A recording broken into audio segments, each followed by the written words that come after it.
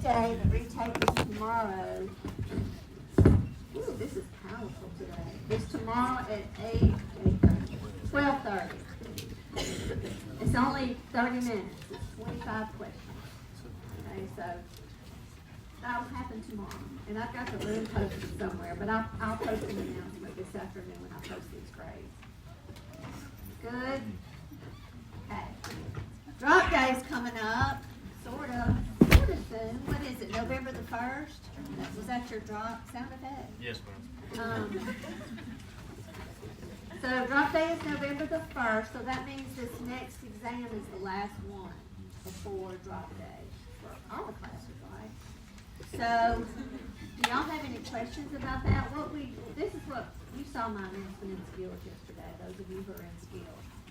If we think, or traditionally we see that if you don't have at least a 65 at drop day, that you just might want to think about. You know, it's really hard to pull that up. Can it be done? Have I seen it done before? Yeah. But you have to decide, you know, what is it that's making this happen? What can I do differently? And all that sort of thing. Y'all have any questions about that?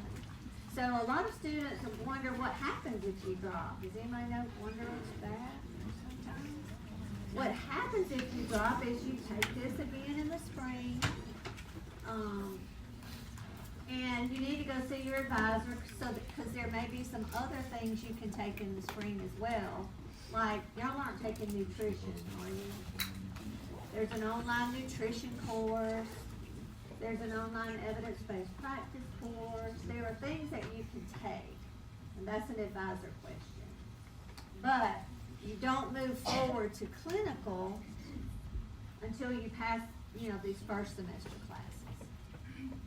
So nothing bad happens to you. I mean, you're a little bit later getting out of here than what you want to be, but you're still going to get out of here if you study. All right, so any questions about that?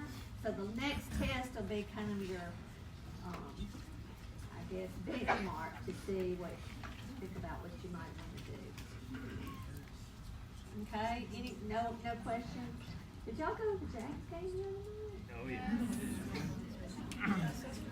Y'all had assessment the next day. I was there, it was good. Yeah, what? You went? Jay's up?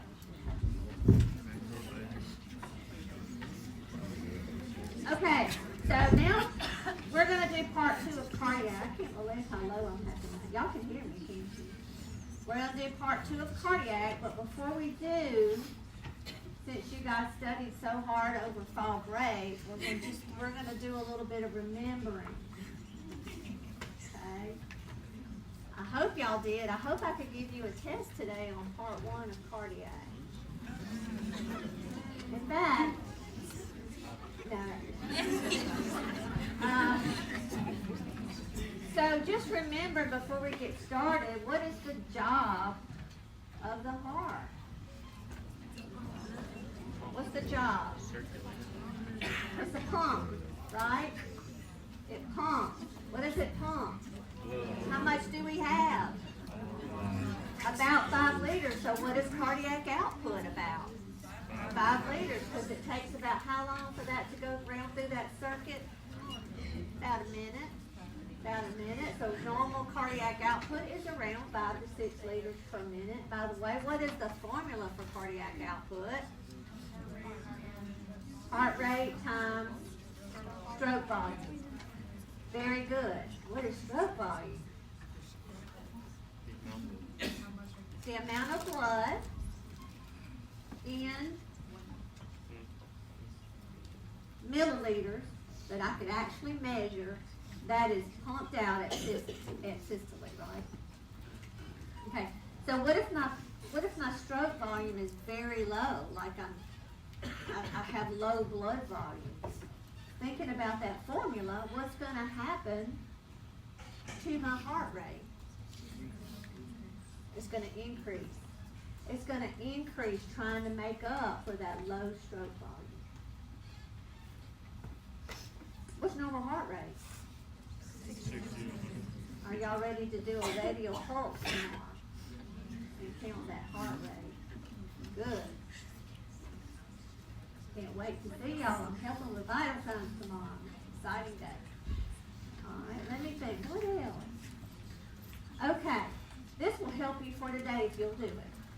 If you will get out a piece of paper right now and draw a heart and draw that circuit. What does the circuit mean?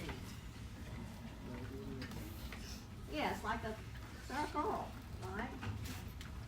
So you've got the heart, that's the pump, and the blood enters the heart from where? From what system? The venous system. That's called venous return. So after the blood is circulated all through the heart, body, it comes back up through the venous system and enters what chamber? The right atrium. Then y'all remember the valve that it has to pass through? Tricuspid. What is the purpose of a valve? Why do we even need them? Huh? Yeah, make the blood go in one direction. What's the next chamber? Right ventricle. It has to open a valve. Which one? Pulmonary. Right. And go where? Where does that blood go now? To the lungs. That's a real important part of the circuit to draw. So you've got your heart, you've got your veins coming up. You've got to draw that heart, lungs up there. Because what's happening in those lungs? Oxygenating blood. And what's it getting rid of? What kind of acid? Carbonic acid, CO2. Good. All right. And so then all that is happening. We've got oxygen-rich blood that enters what chamber? The left atrium. Then there's a valve there, the mitral valve, and it enters the left ventricle, and the left ventricle is beefier, because what does it have to do? It has to open that aortic valve and pump out through what? Arteries or veins? Arteries to the rest of the body. And why is that important? What is that blood doing for the rest of the body? Oxygenating, taking nutrients. Okay. When you take my pulse, are you checking artery or vein stuff? Artery, good. Okay. All right, that's good remembering. Do we need blood pressure?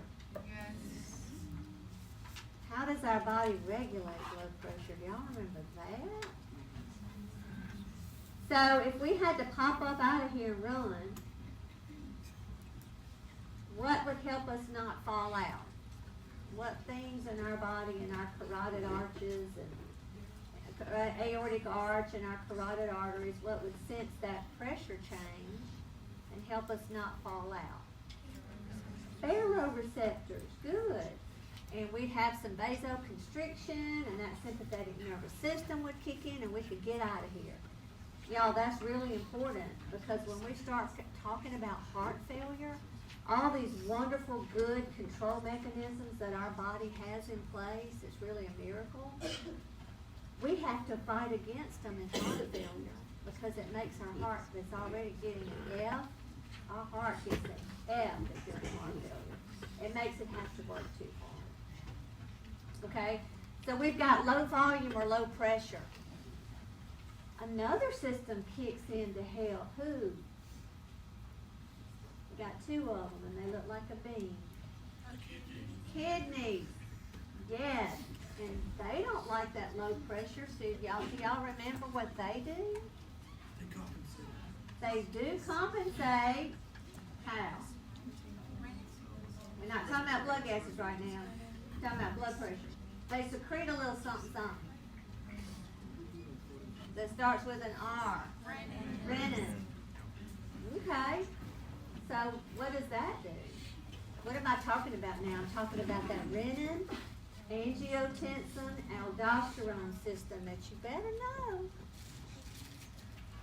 So we've got a little precursor out there that renin changes into angiotensin 1. Nothing's happening.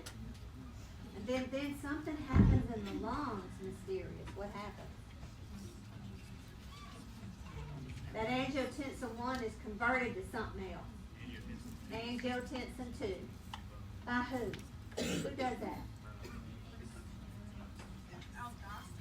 That angiotensin converting enzyme, ACE. ACE.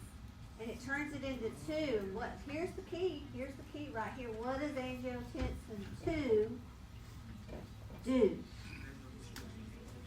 Powerful vasoconstrictor. So if I'm vasoconstricted, what does that do to my blood pressure?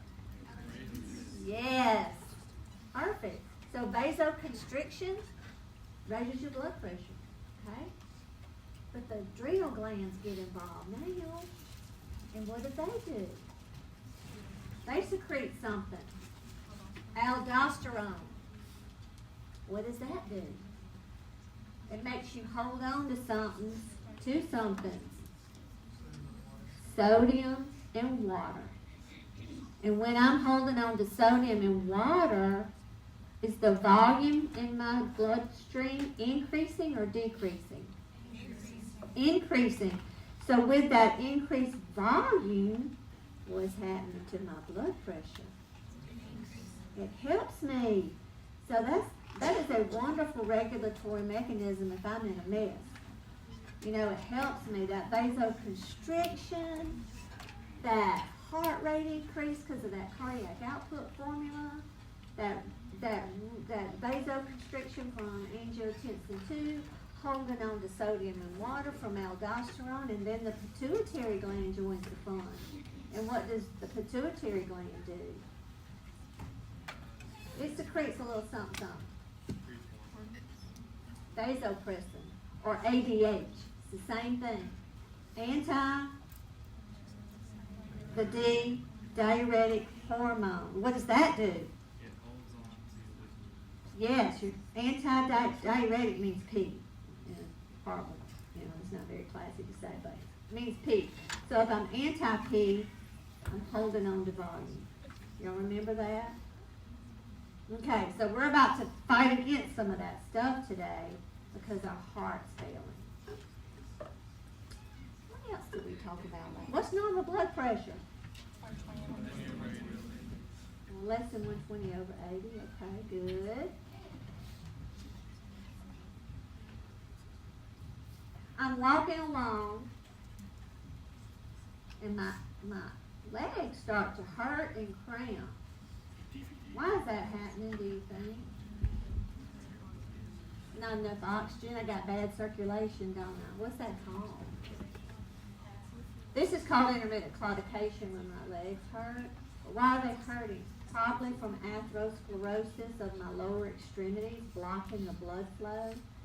And so tell me why I hurt. Why am I hurting?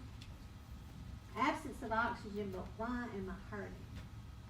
It is because of the absence of oxygen, but what kind of metabolism happens when there's no oxygen?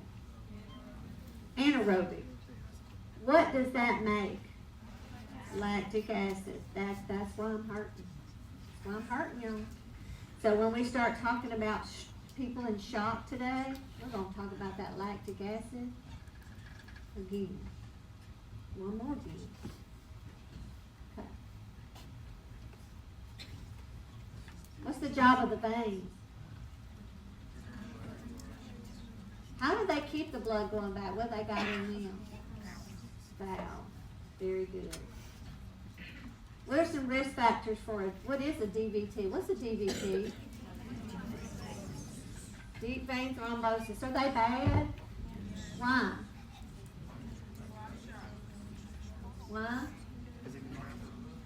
It could move where? To the lungs. And then what's that called? This is up your BQ ratio. Okay. So what are the risk factors for getting a DVT?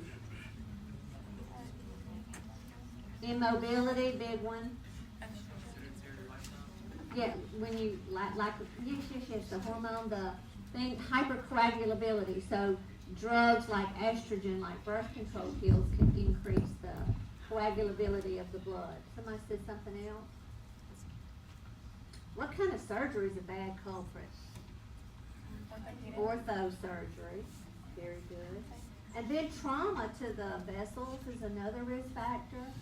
So that's that varicose triad, hypercoagulability, stasis, which means blood not moving. So is it a good thing to sit with your legs crossed all the time? I do it all the time. And vessel wall trauma. So what do we do if somebody, what do we do to prevent a DVT? Early ambulation, what does that mean? Does it mean like 5 o'clock in the morning? No. What does it mean? Yes, as soon as possible. Okay, early ambulation, good. What else?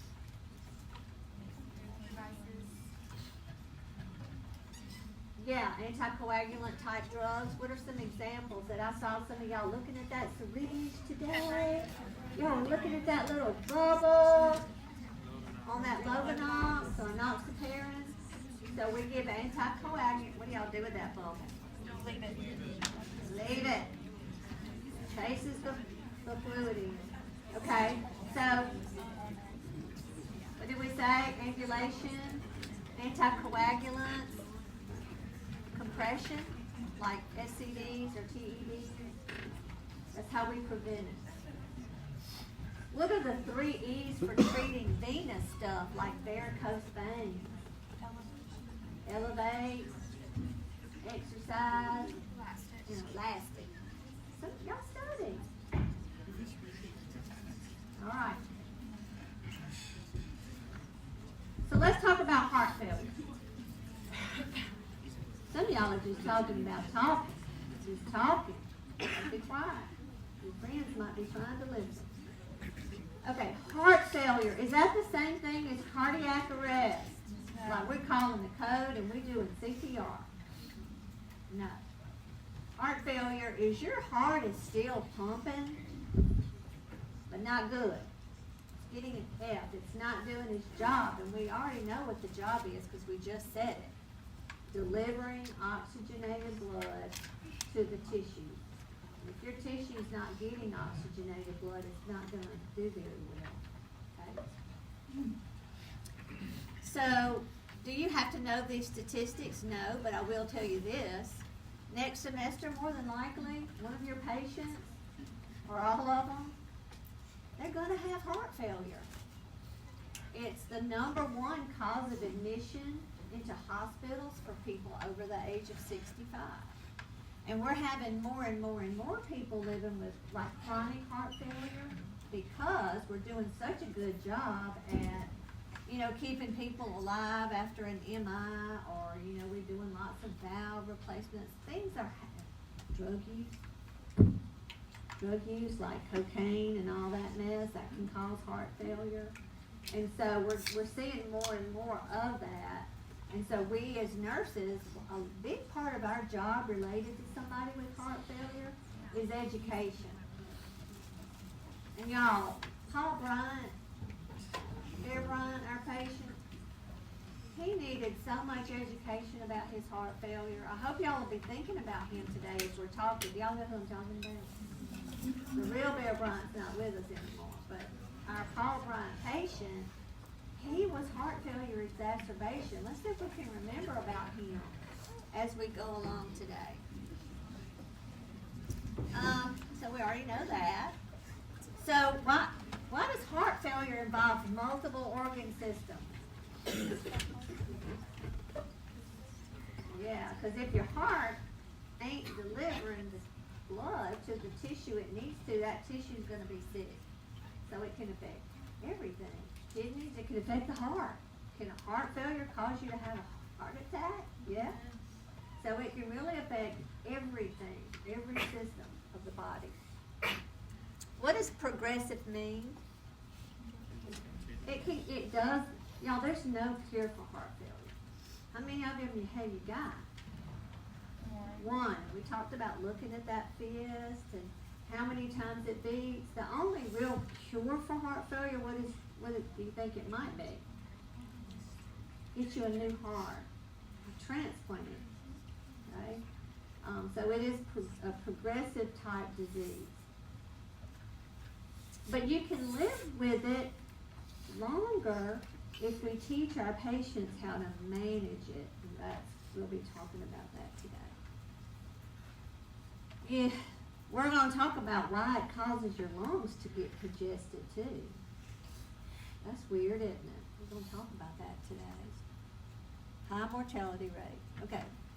Look at that. Y'all already knew. Oh, here's a new one. Ejection fraction. It's a fraction. It's a percent. So did you know this, that when your left ventricle or right contracts, it doesn't expel every bit of blood that's in there. It ejects a percentage of the blood that's in there. That's the ejection fraction. So this is normal right here. 60 to 70% should be ejected at systole. So one of the things that's real diagnostic of heart failure, this is a healthy pump pumping that blood out. With heart failure, we're typically going to see a very low ejection fraction because that muscle is not able to pump that blood out. And so one of the things that we'll see, y'all remember poor old Mr. Bryant? Y'all remember what his ejection fraction was? I've read that scenario so many times. It was less than 40%.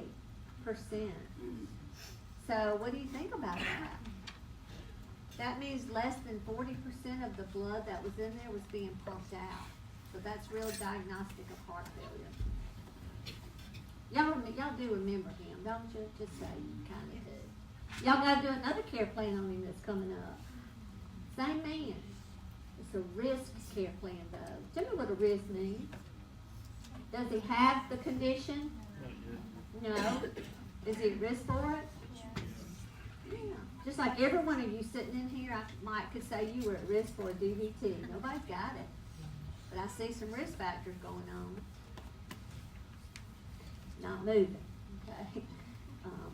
Smoking. Nobody's smoking in here, but some of y'all might smoke. That's a risk factor too. And then contractility is how forceful can those chambers eject blood. So make sure you know what all these definitions mean and understand them. Here's two complicated words we have to learn too. And y'all, they're not hard, but students struggle with these. Preload. It's like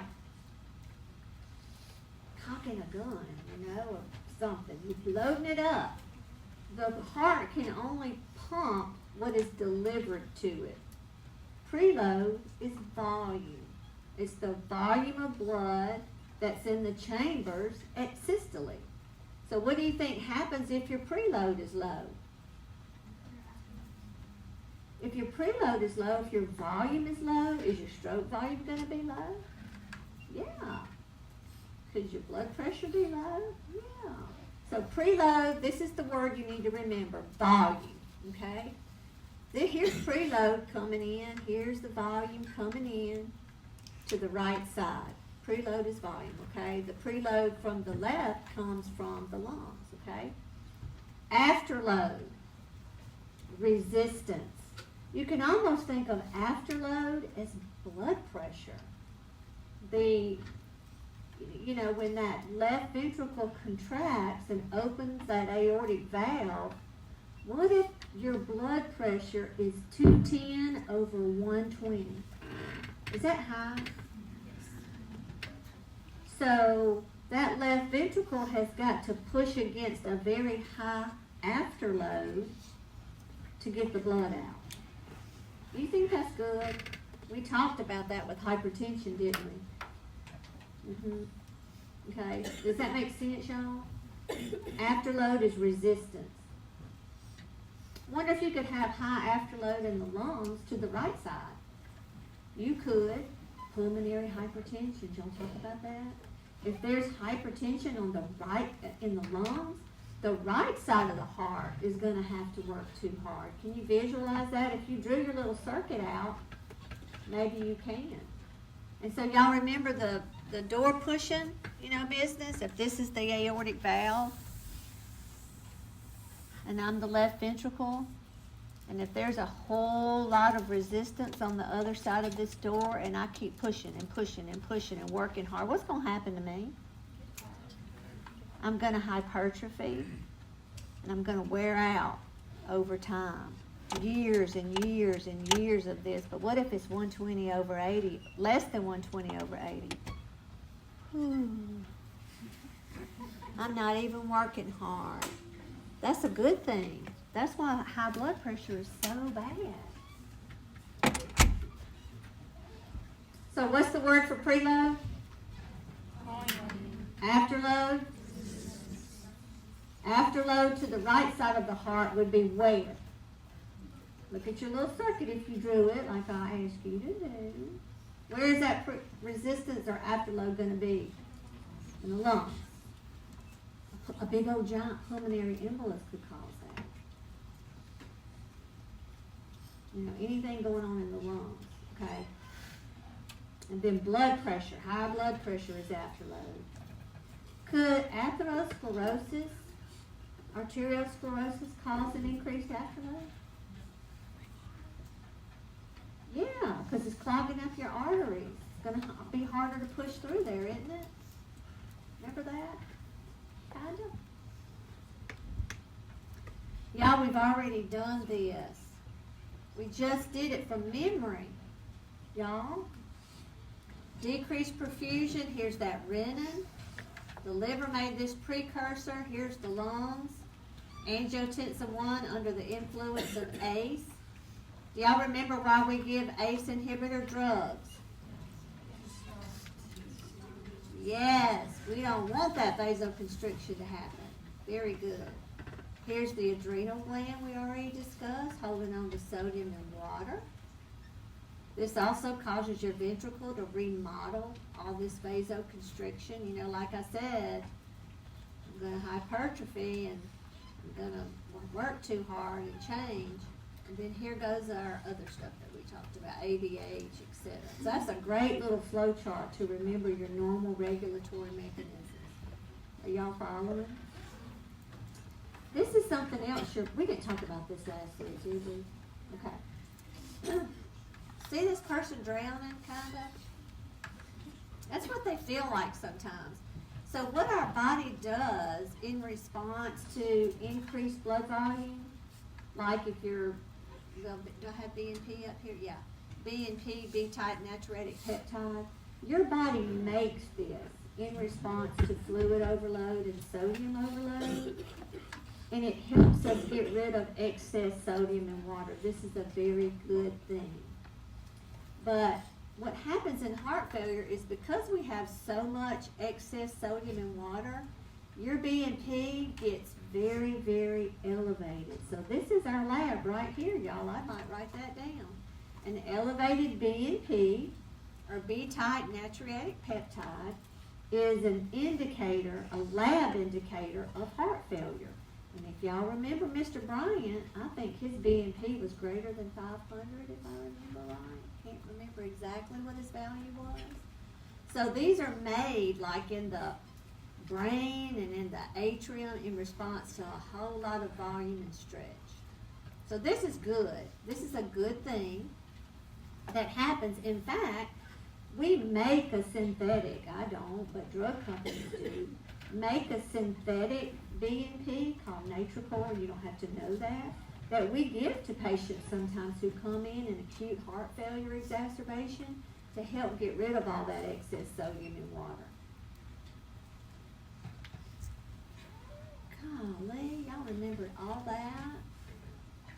We talked about the baroreceptors increasing your heart rate. So y'all think about the sympathetic and parasympathetic nervous systems real quick. Y'all remember the sympathetic speeds everything up. Heart rate, respirations, and all that. Parasympathetic slows everything down. So we've got norepinephrine, sympathetic, and acetylcholine, parasympathetic, cholinergic. All right. So as part of the sympathetic nervous system, you've got alpha and beta receptors. And we're going to talk about beta blockers today. That's the kind of drug, a beta blocker. You know what they do? They block this. They block that increased heart rate. They block that they cause arteries to relax, and it helps the heart not to have to work so hard. All right, so let's talk about heart failure now. All that was really good things, but now we've got a failing heart that's making an F. Here are the main reasons that happens to a heart. They're in red. Ischemic heart disease, which causes an MI, a myocardial infarction, and hypertension. These are the bad guys. Those are the most common reasons for heart failure. Here are some other things that can cause it to fail. You know, if you've got pulmonary hypertension and COPD, you can have right heart failure, the right side of your heart. And typically, when you have heart failure, we're going to talk about, the heart has chambers, right? Left and right side. We're going to talk about heart failure, left side, and heart failure, right side. Then, of course, you can have both sides failing. And usually it does end up that way. But when we're going to start thinking about it, we're going to start thinking about left side and right side. So what side do you think this is going to cause? Right side failure. Cardiomyopathies we talked about last week. Y'all remember that? Hypertrophic cardiomyopathy, dilated, restricted, all of those types of things cause heart failure because they're not pumping effectively. So I guess the main ones I want you to think about, right, is the main causes are these. The risk factors you're really going to like because they're the same as what we talked about last week. You know, cardiovascular risk factors are pretty much all the same. The older you get, ethnicity, more African Americans have high blood pressure, smoking, the lifestyle things, certain medications, sleep apnea. I wouldn't learn this whole list y'all know the risk factors of cardiovascular disease. I wonder why kidney disease would be a risk factor.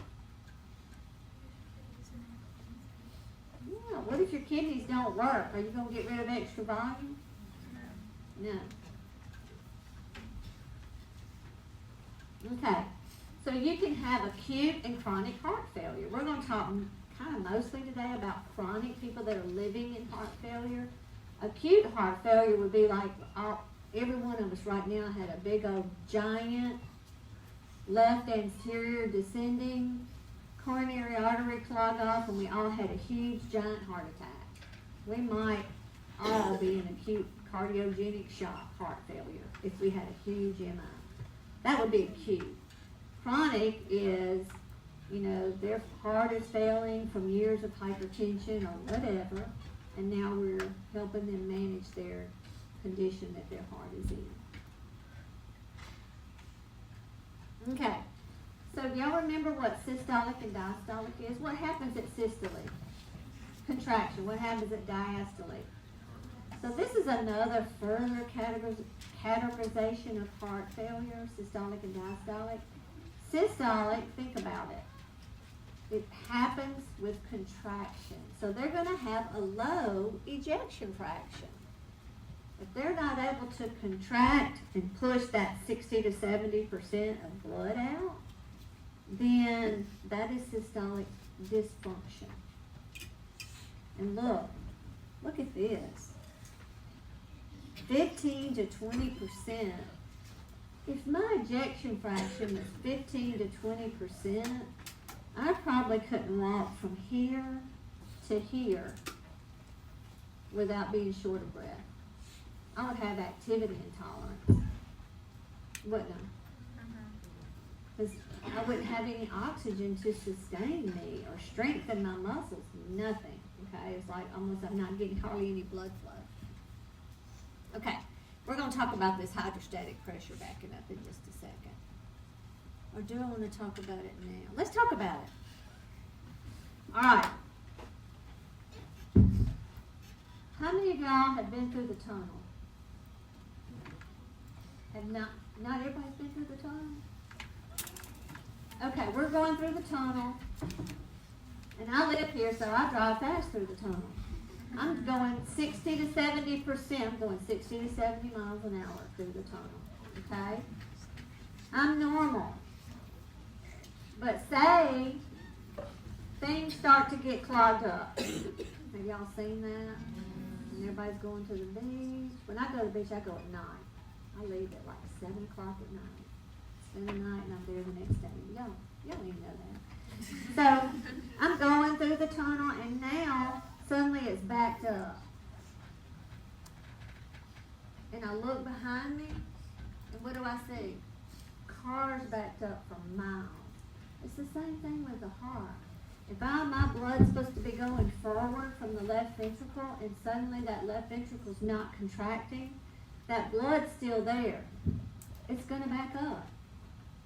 Where do I go from the left ventricle? Where do I go from there? Look at your picture. Where do I go from the left atrium? Pulmonary congestion. I'm backing up from that tunnel, I'll slam to Mississippi. Mississippi's the pulmonary congestion, okay? You are congested and coughing because that hydrostatic pressure is building up because the blood can't move forward. So with left failure, ejection problems, systolic, you're going to have pulmonary congestion. Does that make sense to you if you look at your little picture? That's one of those important facts. You remember in blood gases, if you didn't remember what happened with hyper or hypoventilating, you missed everything? It's kind of the same thing is true here, Paul. If someone's experiencing heart failure and their kidneys fail as well, or are in like response to heart failure, they are trying to fail, and they can't excrete anything, so then they start getting toxic effects of different drugs to try to treat the heart failure. Is it possible to even treat that because they can't excrete very Well, they're probably going to be on dialysis.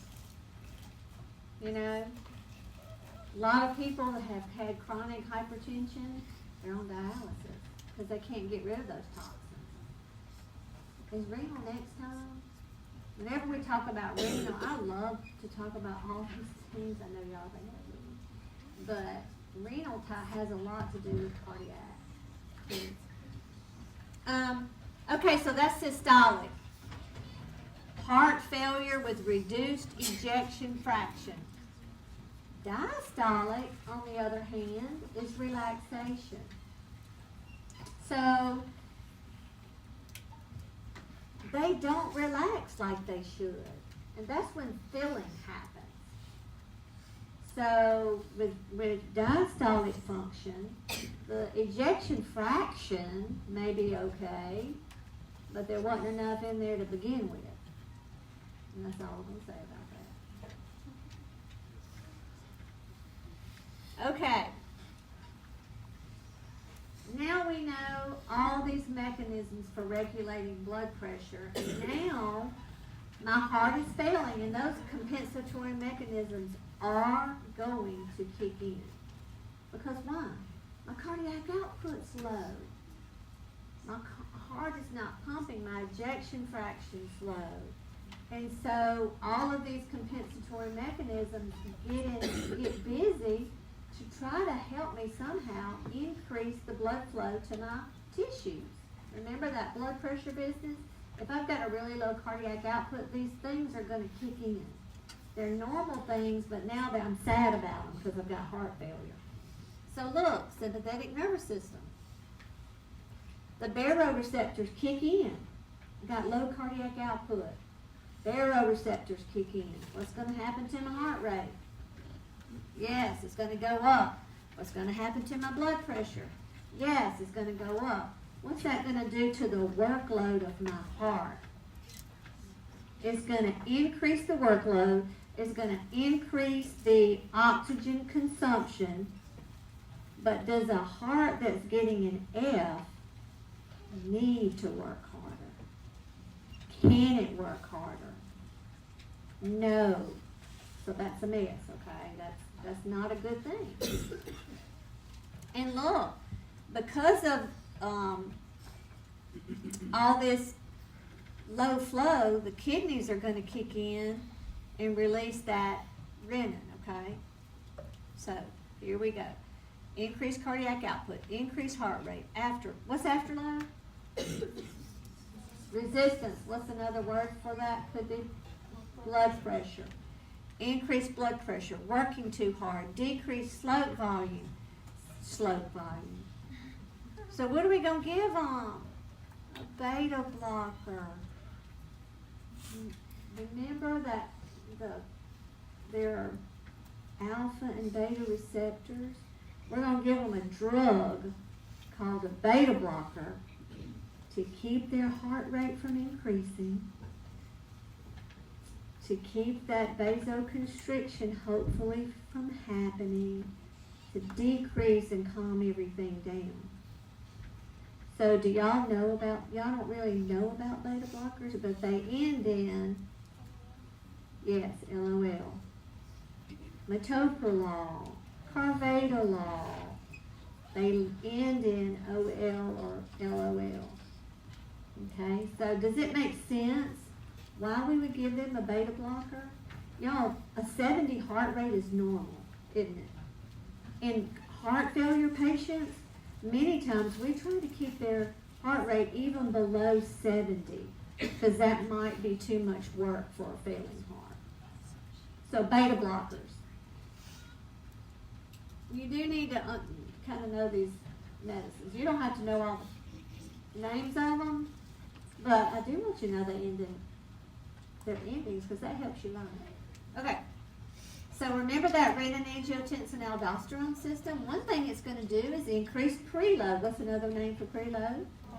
Volume. Why do I have volume? Because I'm holding on to sodium and water. But I got a failing heart. Can it handle all that excess volume? No, it can't. Okay? And so that's a bad thing. So what do I maybe going to give them to get rid of some of that volume? Diuretics. So they're drowning. So a lot of our heart failure patients, most of them, take diuretics. And make sure they don't have, you know why they have that elevated preload, right? Because that renin-angiotensin-aldosterone system's trying to help. Because of that low cardiac output and low volume. But it's bad because it's causing vasoconstriction and elevated preload and causing our heart to work harder. So we're going to give them diuretics. That's going to help with the preload. What are we going to give them to help with that afterload? Which is blood pressure. We're going to give them those ACE inhibitors to keep that angiotensin 1 from turning into angiotensin 2. So a lot of them are on a combination of these. The ACE inhibitors, by the way, end in pril. Captopril. Lisinopril. They're the pril drugs. Diuretics, I don't think they have an ending. Furosemide is Lasix. Spironolactone is a potassium-sparing diuretic. You don't have to worry about all that. I don't think there's a king for diuretics. There's all different kinds of diuretics. Okay, do the drugs make sense? Kind of. So why are we giving these drugs when these are normal mechanisms? These things are normal. If you didn't have your renin-angiotensin-aldosterone system and your sympathetic nervous system and your pituitary gland and all that mess, you might not live because you couldn't regulate your blood pressure. These people, we're fighting against these because it's causing the heart to have to work too hard. Does it make sense that the heart's working too hard because of all this? Can I get one nod? Good. Oh man, there it is again. Love that renin-angiotensin-aldosterone system. I know what time it is. You got to get to a spot. Okay, we already talked about hypertrophy, remodeling. So a big old enlarged heart doesn't get a lot of collateral circulation. Y'all know what that means? New blood vessels growing. So if some of them get clogged up, there's no different route for blood flow. A big old hypertrophy heart is a little ischemic, it's not shaped right, it's been remodeled. And so, again, ACEs and ARBs help that because of that. They cause vasodilation and hopefully prevent that remodeling. A really good, simple flow chart to kind of break down all those regulatory mechanisms. And again, these are good, except not in heart failure. Heart failure kind of begets heart failure, your book says. Because you got heart failure and then all these things happen, it makes your heart failure worse. Oh, here's a good one with that's the head, with the lungs drawn in and the parts of the body. That's a really good circuit too. I'm going to give y'all a break before we hit this, because y'all, listen, this heart failure business is really important. So when y'all get back, we're going to concentrate on left and right heart failure. Y'all want to come back at...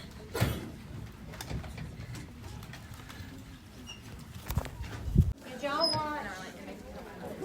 That's not a good therapy communication. So tell me about the video that y'all watched yesterday related to the communication simulation made by a tired, haggard person. Did y'all watch it? No, why do I keep saying, did you watch it? Is that bad to say? Yes. Yes, it is bad, because that's a yes or no question, so we don't want to do that. Anyway, this is about the communication simulation Monday, that everybody that's in 311 is scheduled on Monday. There's no class on Wednesday except for pre-check. So did y'all watch that? Make sure you do. You need to come in uniform, and you're actually going to be talking to real people, and etc. Make sure you watch it and come prepared. All right, let's see if we can figure out this heart failure. We're talking about the left side of the heart. So are y'all going to have scratch paper for the exam? Yes, because I want y'all to draw this heart out so you can think about it. The circulation. So left ventricular failure. Can y'all see that that's bad? Hypertrophy is bad because in left ventricular failure, the forward effect is going to be not enough cardiac output, not enough oxygen and nutrients to the tissues, because the left ventricle is the one that's doing that, right? Pushing it out. So you're going to have decreased cardiac output, decreased oxygenation to the tissues, decreased perfusion to everybody. And what do the kidneys do when they're decreased perfused? This. They start that renin-angiotensin-aldosterone system. So it's just a hot mess. Right? So that's what causes it. Now let's go back thinking about left ventricular failure. Which way is the blood supposed to be going? Forward. It's not. There's even songs about backing it up. So let's back it up from the left ventricle. Where are we? I'm not going to do it. What are we? Somebody else want to come do it? What are we going to back it up to? Back it up to the left atrium. Then where are we? The lungs. That hydrostatic pressure, because it can't go forward, it goes backward. So a cardinal hallmark thing of backward effects of left failure is pulmonary congestion, coughing, crackles, shortness of breath, anything lungy. Okay, does that make sense? Okay, that's the backward effects. The forward effects, well, it's making an F in what it's supposed to do. So the forward effects are all signs of decreased cardiac output. You're going to have decreased pulses. They're not going to be 2+. They may be 1+ or Doppler. because they're not going forward. They've got, you might be a little confused or something because you've got decreased perfusion to the brain, decreased perfusion to all of your organs and tissues, okay? Backward, lungs, hydrostatic pressure. Forward, decreased perfusion. Does that make sense if you drew your little picture? Somebody tell me it does. I want it to. Okay. I love a flow chart. Here is one. So we've got left ventricular failure. It's supposed to be going forward, but it's not. It's not. So we've got decreased cardiac output. We've got decreased tissue perfusion. Y'all following that? Decreased cardiac output. Oh Lord, here's those kidneys getting involved. We're going to have fluid retention. We've got too much preload. What's another word for preload? We've got too much volume in the left ventricle already because it's failing. It's not doing its job because of that decreased ejection fraction. Look, this is making it worse. Now look. Increased left, we're backing it up. Increased pulmonary pressure, pulmonary congestion. Look, y'all, if it keeps backing up past the lungs, where does it go? Keep backing it up. The right side. Left failure causes right failure.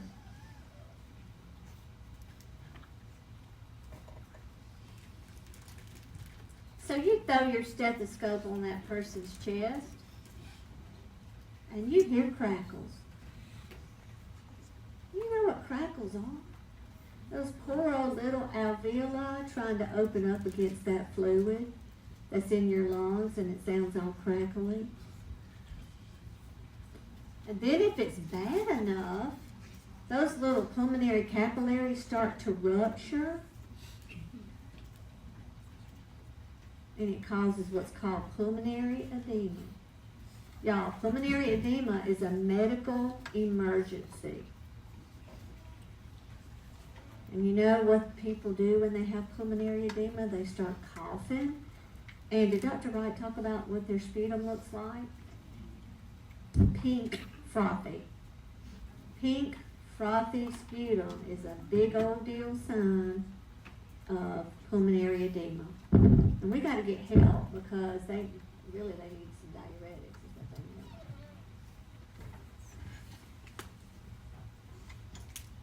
need. Your patient may have this, so nobody's going to say, I've got orthopnea.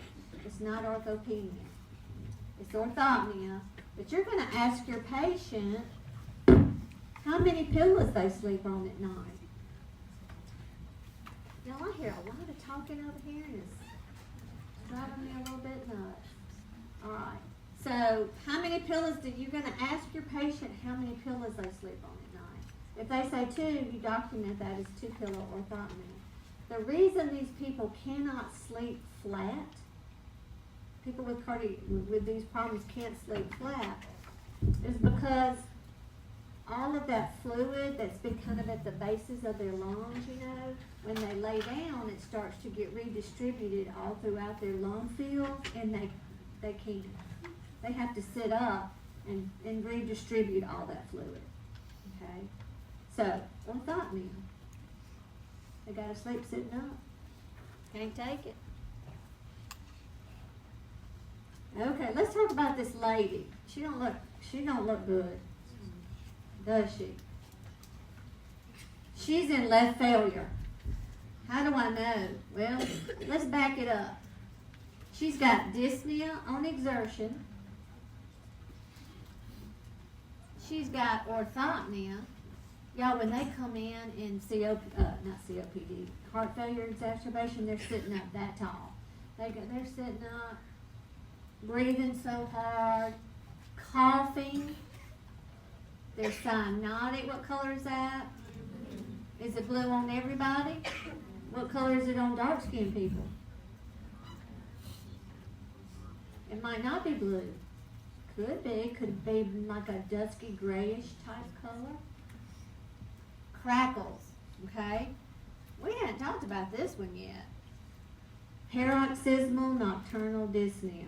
Y'all say that fast. P and D, paroxysmal nocturnal dyspnea. This is what happens. They go to bed, they've been up and about all day, and their fluid has been, distributed in their lower extremities, and then they lay down, get in the bed.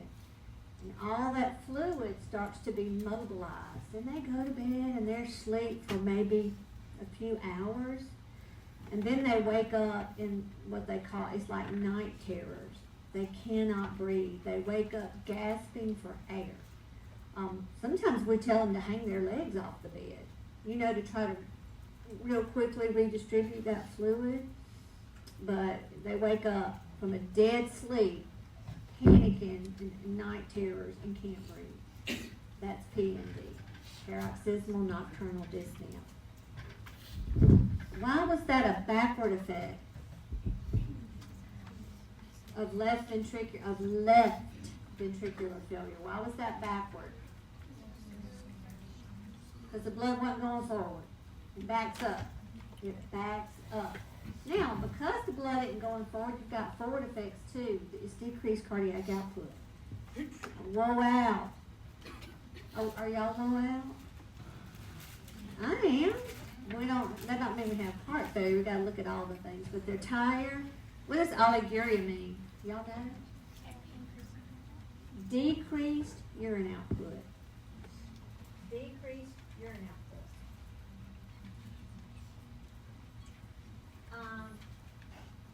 Why is that? Well, the kidneys aren't getting blood flow like they should. So they've got decreased urine output, forward effect, decreased perfusion, increased heart rate. Oh, see if you can figure out that. Why increased heart rate? Okay, the forward effects are decreased cardiac output. Why is their heart rate increased? Because of that formula. Cardiac output is heart rate times stroke volume. If we're low, heart rate's going to speed up. Does that make sense? I don't want you to memorize this. I want you to make sense. Faint pulses. Why? Yeah. Confusion. Anxiety. No blood flow to your head. What you're going to like about left and right failure? Oh man, that's the wrong thing. What y'all are going to like about left and right failure is the forward effects are the same. Exact same. Decreased cardiac output. Exact same.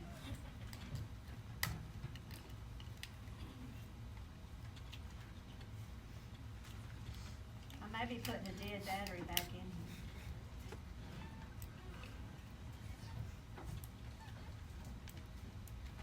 Okay.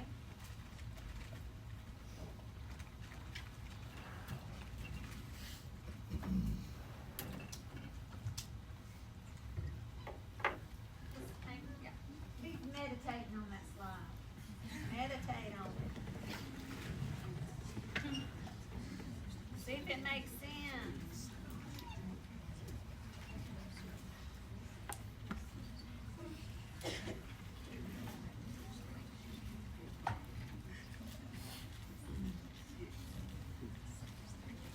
Are y'all meditated? Okay. That's left failure.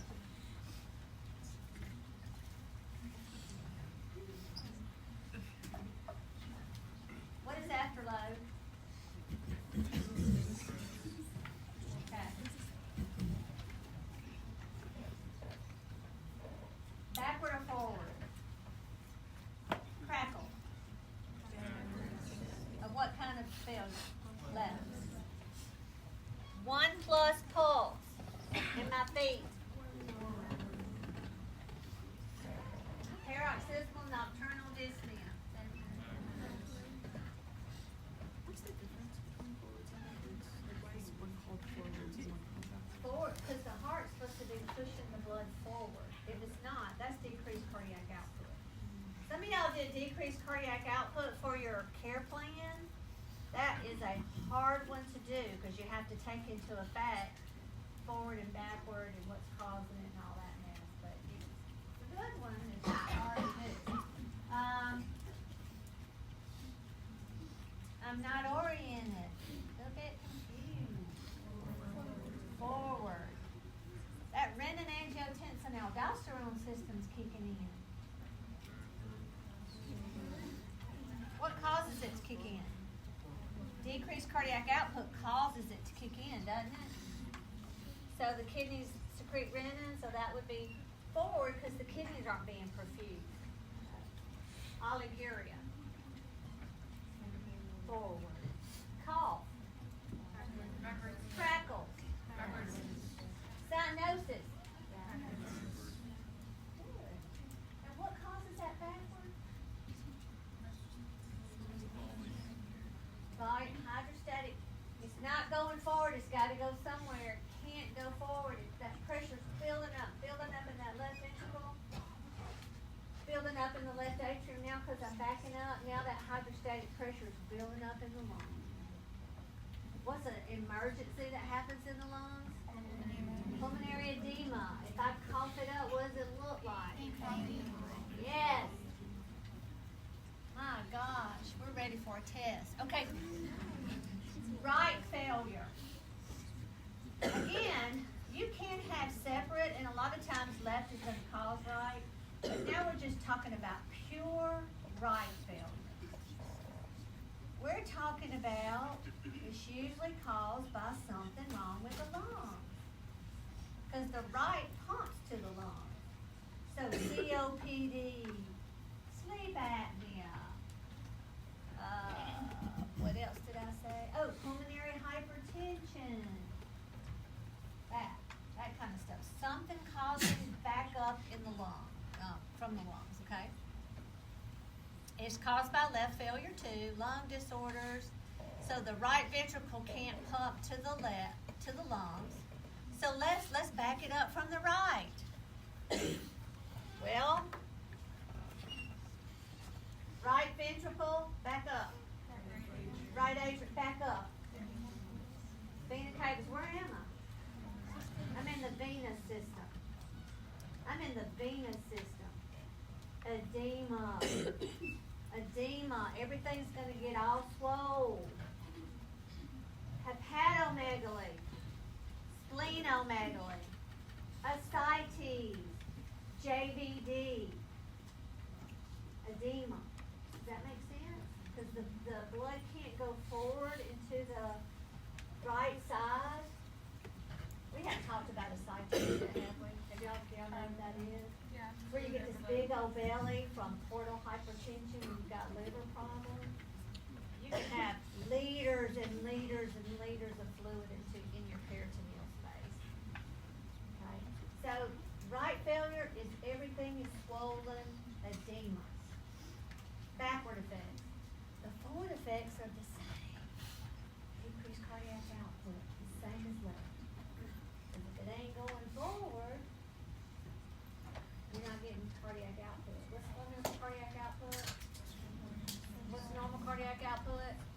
About 5 liters. And how long? 5 liters per minute.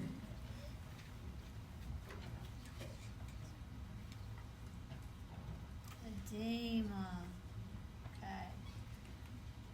Oh, there's our right failure. They're all swollen. Backwards. Hepatomegaly, ascites, anorexia.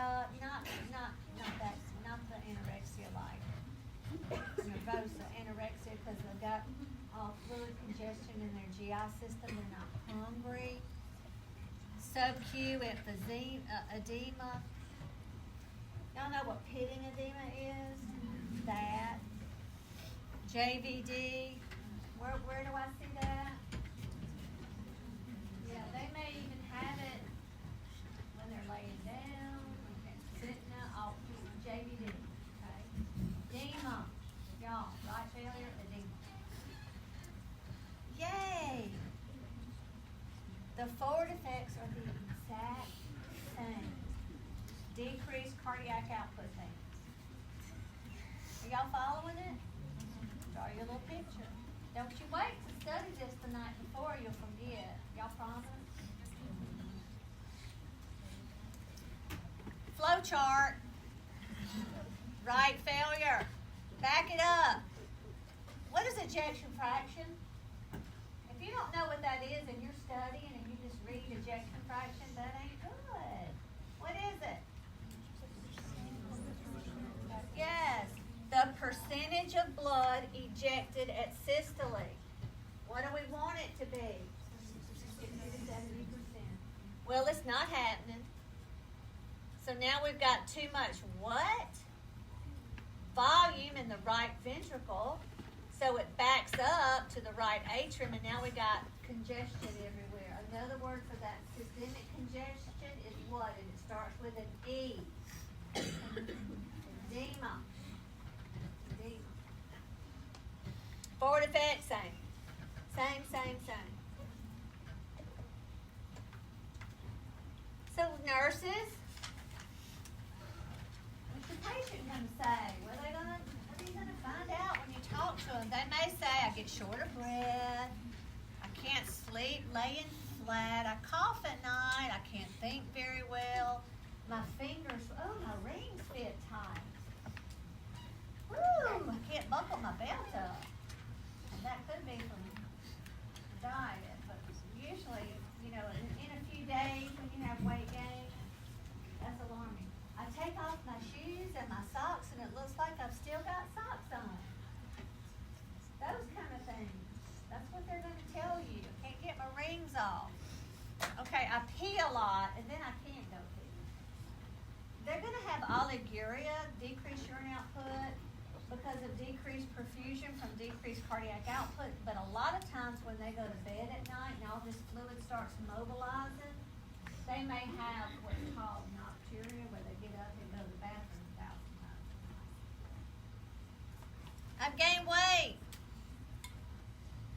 Not from eating. Why did they gain weight? What's the best indicator of fluid status, nurses? Daily weights. What about poor old Mr. Bryan? Your care plan man. What happened? Y'all remember him? He was supposed to weigh every day. And he didn't even know what good that would do. And he didn't what? The man didn't even have a scale. Is that something you should notice when you're talking to your man? Can we do something about that? Yeah. Now you're not going to go to Target and get him a scale. You're going to call the social worker. Could you get me a battery? I got you a battery. Woo. One rescue. Thank you. Thank What you. else you need? You to put it in. I always put it in backwards.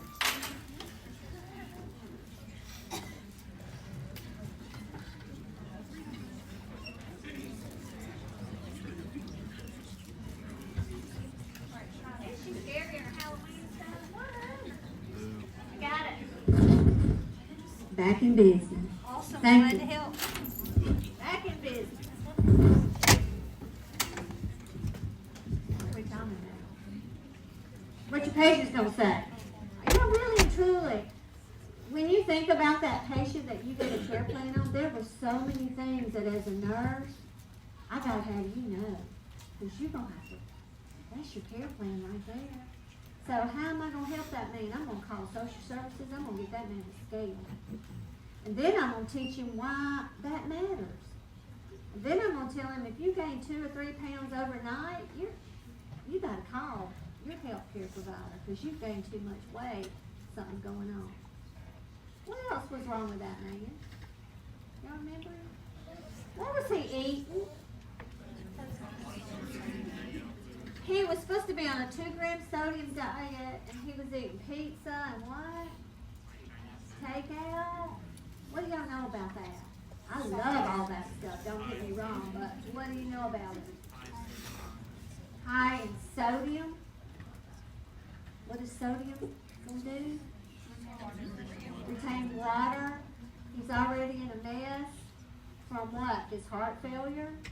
And so now he's eating all this, and what did he say? He said, I don't even know what I'm supposed to eat on this stupid diet anyway. So what is your job now? To teach him. Exactly. So you see the kind of cues you got to pick up on? And what was the man drinking every day? A case of beer. Well, alcohol's toxic to heart cells, but not only that. What about the volume? Yes. What'd you say? Yeah, raises blood pressure and all that preload and volume. He's already in a mess and then he's drinking that much. Are y'all kind of remembering this, or did y'all read that part? You see all the things that just, I want you to say, oh my gosh, these are things that I can do something about. Why didn't he take his diuretic? Because it made him pee. What's a diuretic supposed to do? You might want to teach him that, you know. When should you take a diuretic, in the morning or at night? Yeah, good job. All right. I wake up at night in terror. I wish I hadn't put that there. What could I tell him might help? Hang his legs off the bed. Cold, pale legs, forward or backward. Effects. Forward effects. Why? Because my decreased cardiac output, the warm blood's not getting there, so my feet are cold. They're cold right now. Are y'all freezing? Edema, diminished pulses, crackles, JV. You know what this is? Hepatojugular reflex. Reflux. If I lay you down on your back and press on your liver, your jugular veins go whoop, pop out. All these we've talked about. What's that? We talked about it last week, or week before, whenever I saw y'all last. Y'all ran out of here so fast and didn't study cardiac, did you? Some of y'all did, I can tell. Why would my PMI, point of maximal impulse, at the fifth intercostal space, mid-clavicular line, not be there? Because my heart hypertrophy is way over to the left. Extra heart sounds from volume. You may hear a gallop, like a horse galloping. That. Okay. How do we diagnose heart failure? There's no one. Now, I can draw some blood work when you come in with an exacerbation of heart failure. What's going to be elevated? Your what? Your BNP. We may do these criteria: faces, fatigue, activity limitation. You know, I used to walk down my driveway and get my mail every day. And you know what? In the last few months, I've been getting that little boy down the street to go get my mail for me. I just can't make it down there anymore. That's activity limitation, and they just kind of adapt. And you want to ask them questions. Can you tell me about the distance you walk? Has it gotten any, are there any changes? You know? Edema. What's another word for edema or volume? Preload. Yes, swelling. Gold standard. This man's getting an echo. He's getting an echo. Echocardiogram. This is an ultrasound. You know why that's so wonderful? Because I can tell what that man's ejection fraction is. And if he's got a low ejection fraction, is his heart getting an F? He's in heart failure. Yes. What do I want it to be?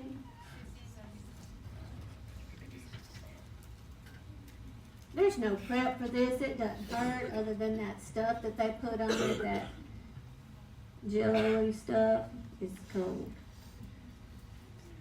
It's not jello, but what do we want to say about this? Oh, so these are just diagnosis of CHF. Y'all, we've talked about all these things. Well, we didn't talk about pleural effusion. What's an effusion? Fluid accumulation. And if it's a pleural effusion, where is the blood fluid lungs? The pericardial, pleural space.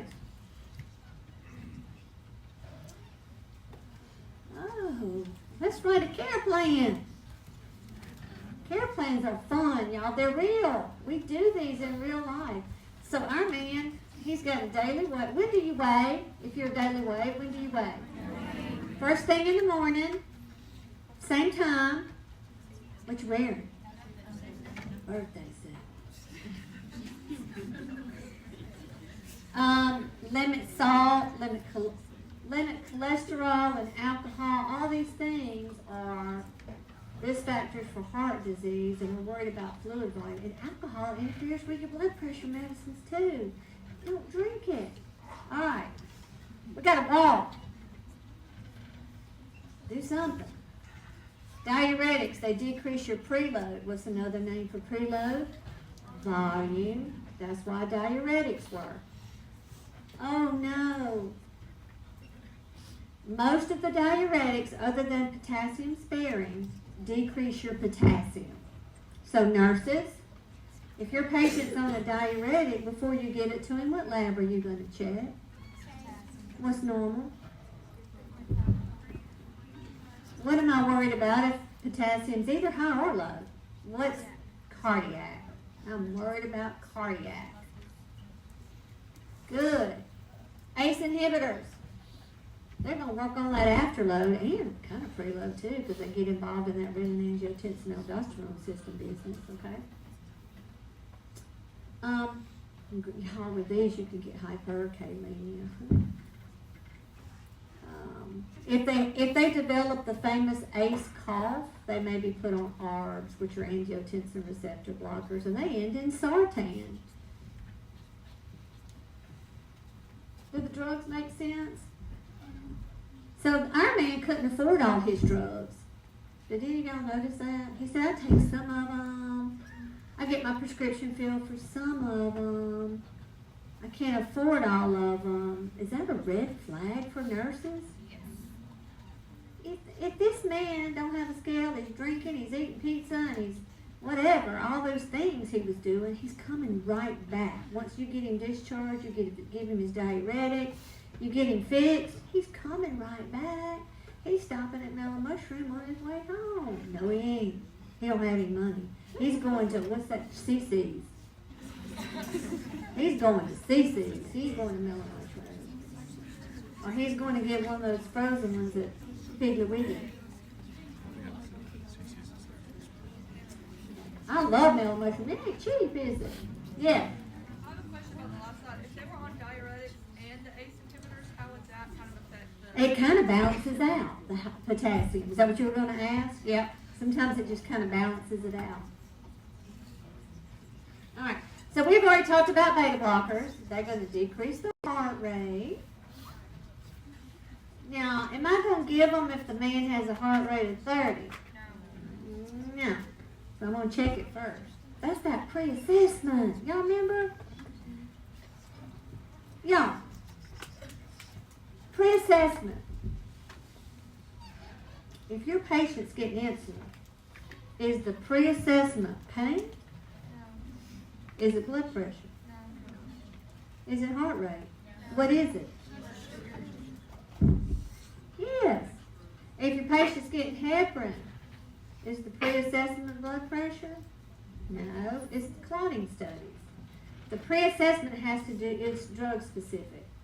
Y'all are learning. Y'all are learning. I thought about that right now. Let me say something. These help with contractility, or the force of contraction. A lot of these we're going to take what's an apical pulse for a minute?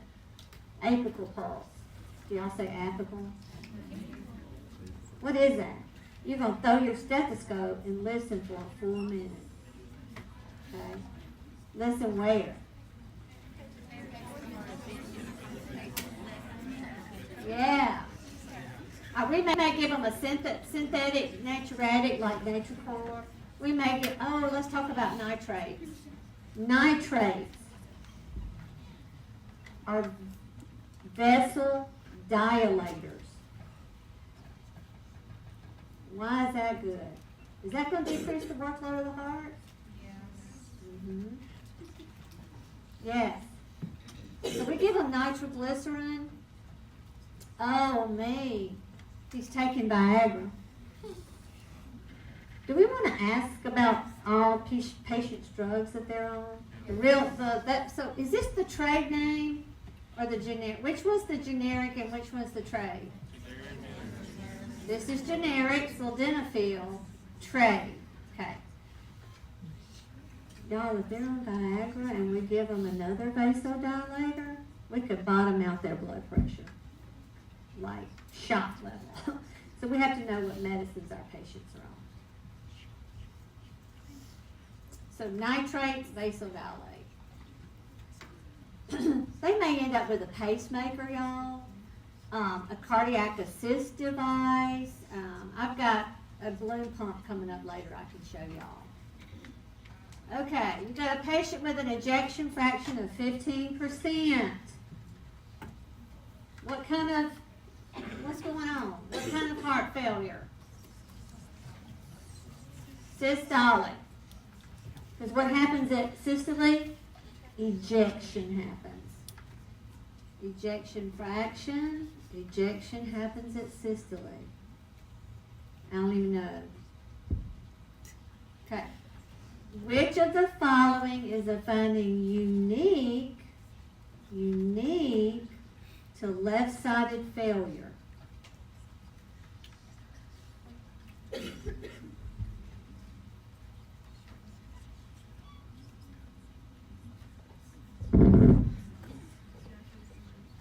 It's D.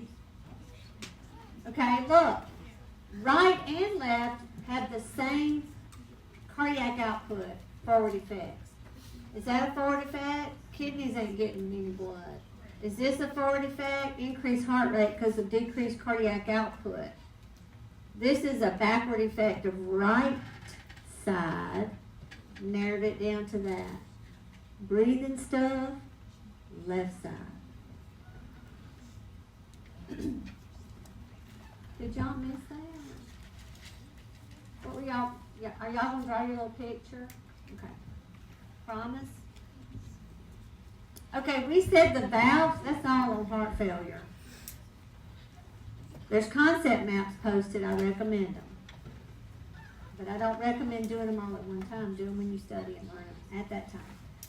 The job of a heart valve is unidirectional flow, which means it goes in one direction and unimpeded, meaning it's not slowed down, it's rolling right on through. Roll tide, rolling right on through. I'm worried about Tennessee. Okay. So valves can get damaged.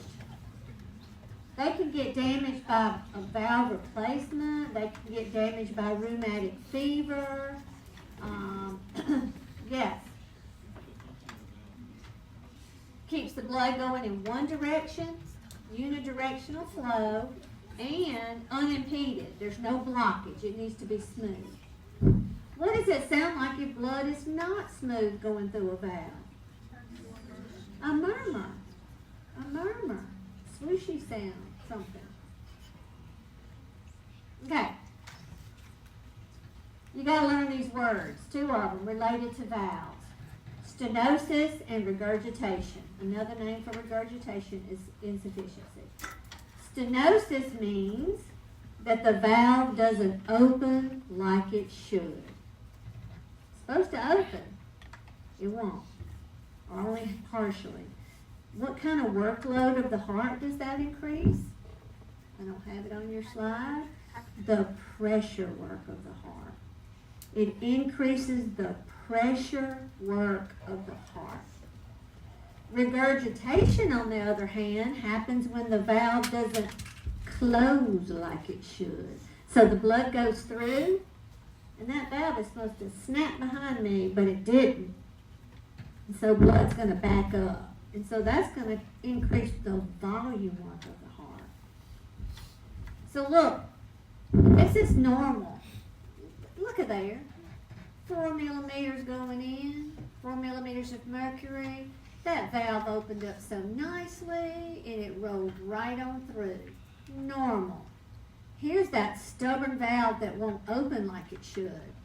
Look how much pressure now trying to get in. And look how much made it through. Y'all see that? That's increasing the pressure work of the heart.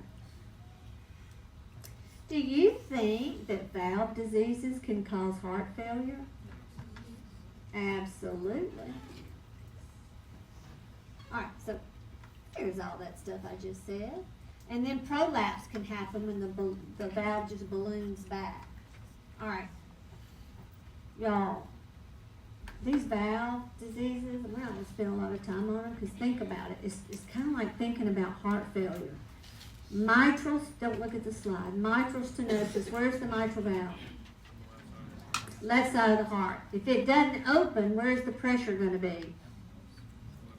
Left atrium. Does that make sense? It won't open, left atrium. The blood's going to back up. Where? To the lungs. Just like heart failure that we just talked about, right? Trace that blood flow back and forth, y'all.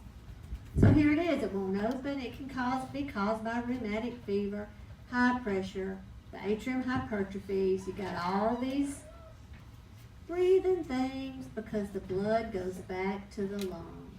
And you'll have a murmur. And I don't care if you know where that murmur is. Just murmur. Stenosis. What are we going to do? We got to do an echo and look. When you do an echo, you can see valves too and how they work. A TEE is where you go down the esophagus and look, do an ultrasound on the back side of the heart. Treatment, medicines, surgery, they may have to get an artificial valve. And y'all need to write this down. People with artificial valves or with valve problems, they're going to be on prophylactic antibiotics before invasive procedures. Okay? Yes. People with valve problems, artificial valves, they're going to be on prophylactic antibiotics before invasive procedures. So what is a prophylactic antibiotic? I don't have an infection, but I'm giving it just in case. I cannot have an infection with a valve problem, and I'll tell you why in just a little bit. Endocarditis. Okay, the mitral valve won't close. Where is it? But when you see a question like this, close your eyes. Where is that mitral valve? Okay, I got it. It's between the left atrium and the left ventricle. It won't close.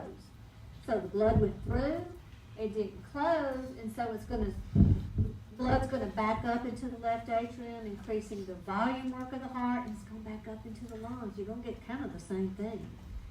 Excess, you're going to get this lung stuff, okay? And you got a murmur. Same thing. They may have to have surgery. I wonder what kind of surgery. We can give them a new valve, can't we? We can do valve replacements with fake stuff, fake valves, or we can put a pig valve or a cow valve or something like that. Mitral valve prolapse. Y'all, we might have it.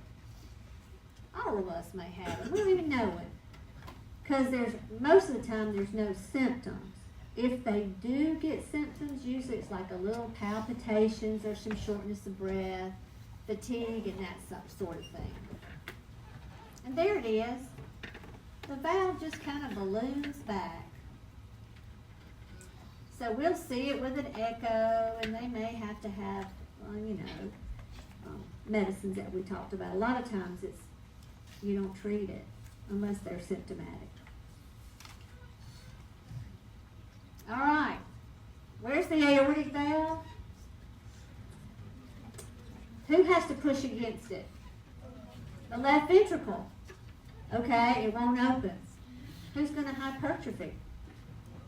The left ventricle, because it's pushing and pushing and pushing and pushing. It's going to increase the pressure work. And so it's going to back up. Here we go, backing up again, just like heart failure. It's that hydrostatic pressure backing up. So it just depends on how bad it is. If it's a little bit stenotic, the person can compensate and live like that for years, but when that opening gets very small, it's an emergency because they're not getting cardiac output either, right? It's not going through the valve. A lot of old people, we've got a lot of aortic valve problems in old people. People are living longer, And the little valve wears out and calcium deposits get on it. Look at all this. Same thing. Chest pain because their coronary arteries aren't being perfused. It's not going through. All right. So look at this. The blood went out the aortic valve and it came right on back in. Where is it coming back in? Left ventricle. So there's going to be lots of volume in the left ventricle. So these people, you know, it's not going to back up like heart failure too, but they may complain or report, and this is unique to this one, of a bounding in their chest, like a bounding pulse in their chest. You know why? Because that left ventricle has got so much volume in it.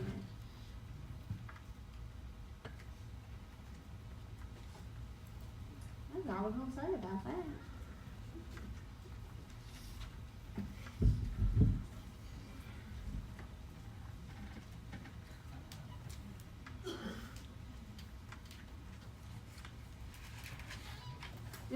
We talked about endocarditis last time, didn't we? Huh? Okay, I was fixing to say. Y'all remind me about endocarditis though. I'm thinking about it with valves.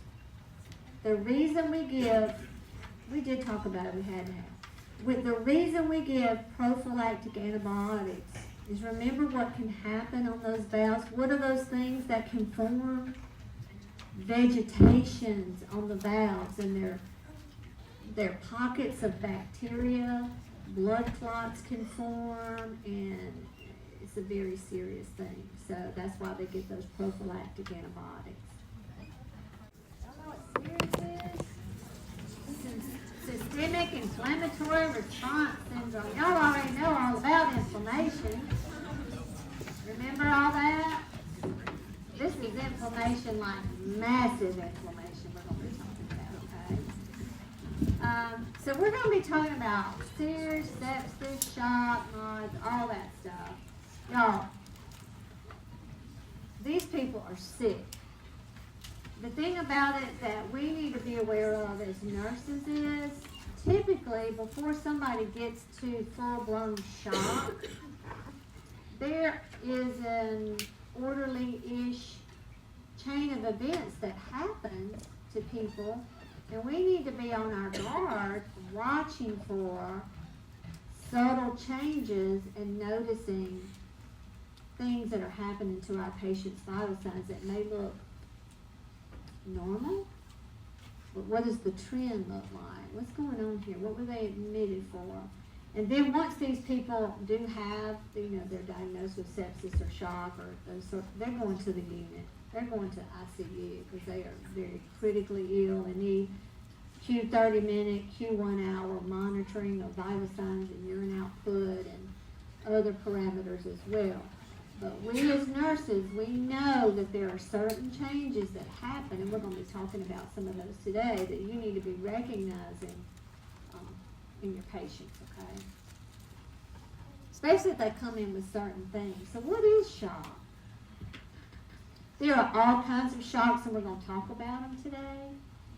But all of them have this. This is all of them right here. Life-threatening imbalance between supply and demand of oxygen and nutrients. They're not being supplied. Okay? So let's think about this.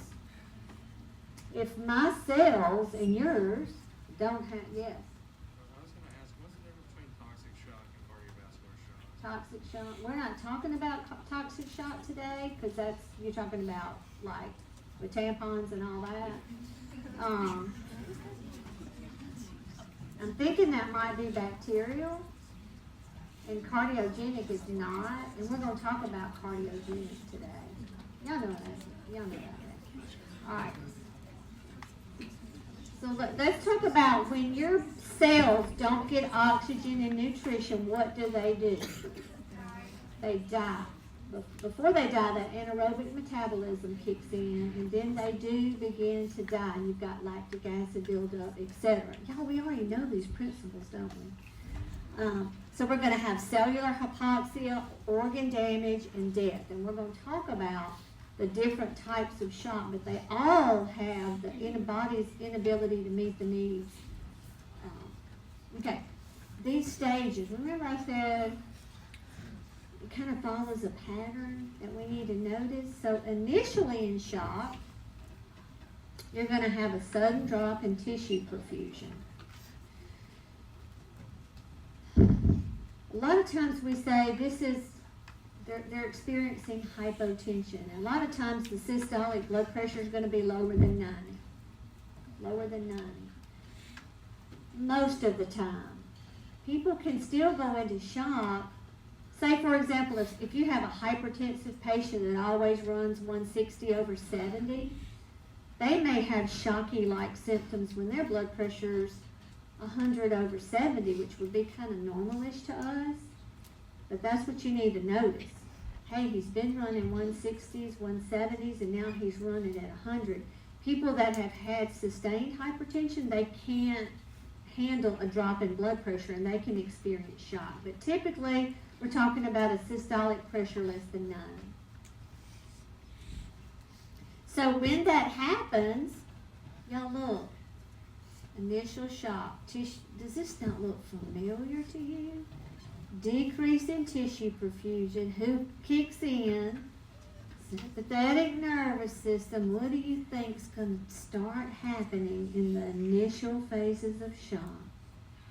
Their heart rate's going to increase. Notice it. Notice it. They're going to have vasoconstriction from this, and this is what they're going to look like. They're going to start being kind of anxious, a little bit cool, a little bit clammy.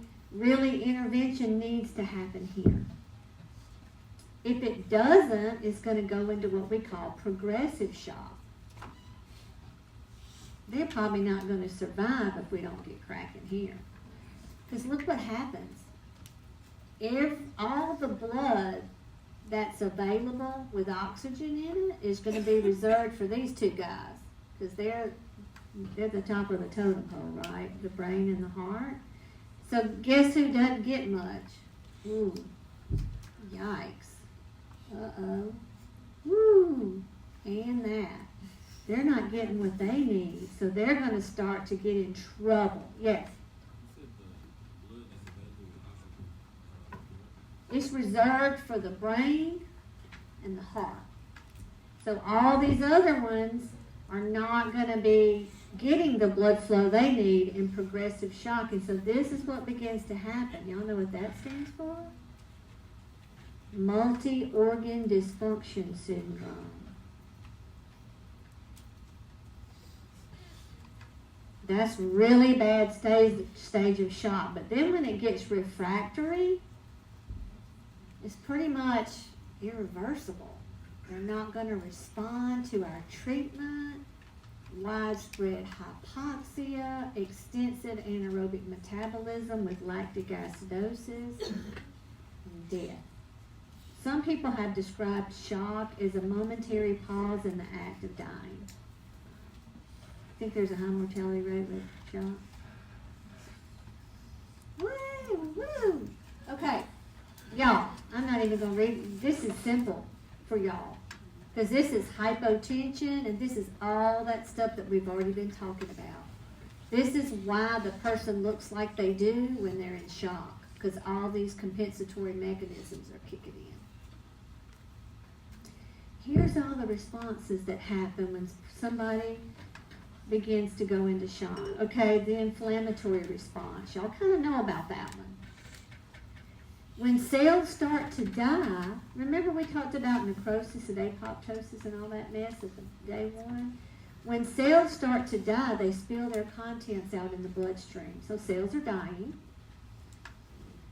Y'all, when they start spilling all that stuff out in the bloodstream, you get a big old inflammatory response. Vasodilation, increased demand for energy that cannot be met. Okay, can't be met. Y'all remember endothelial injury? All the lining of your arteries, they can't constrict, they can't expand when they need to. All these things that they're supposed to do begins to fail. Capillary bed becomes more permeable and they get really edematous in the interstitial spaces.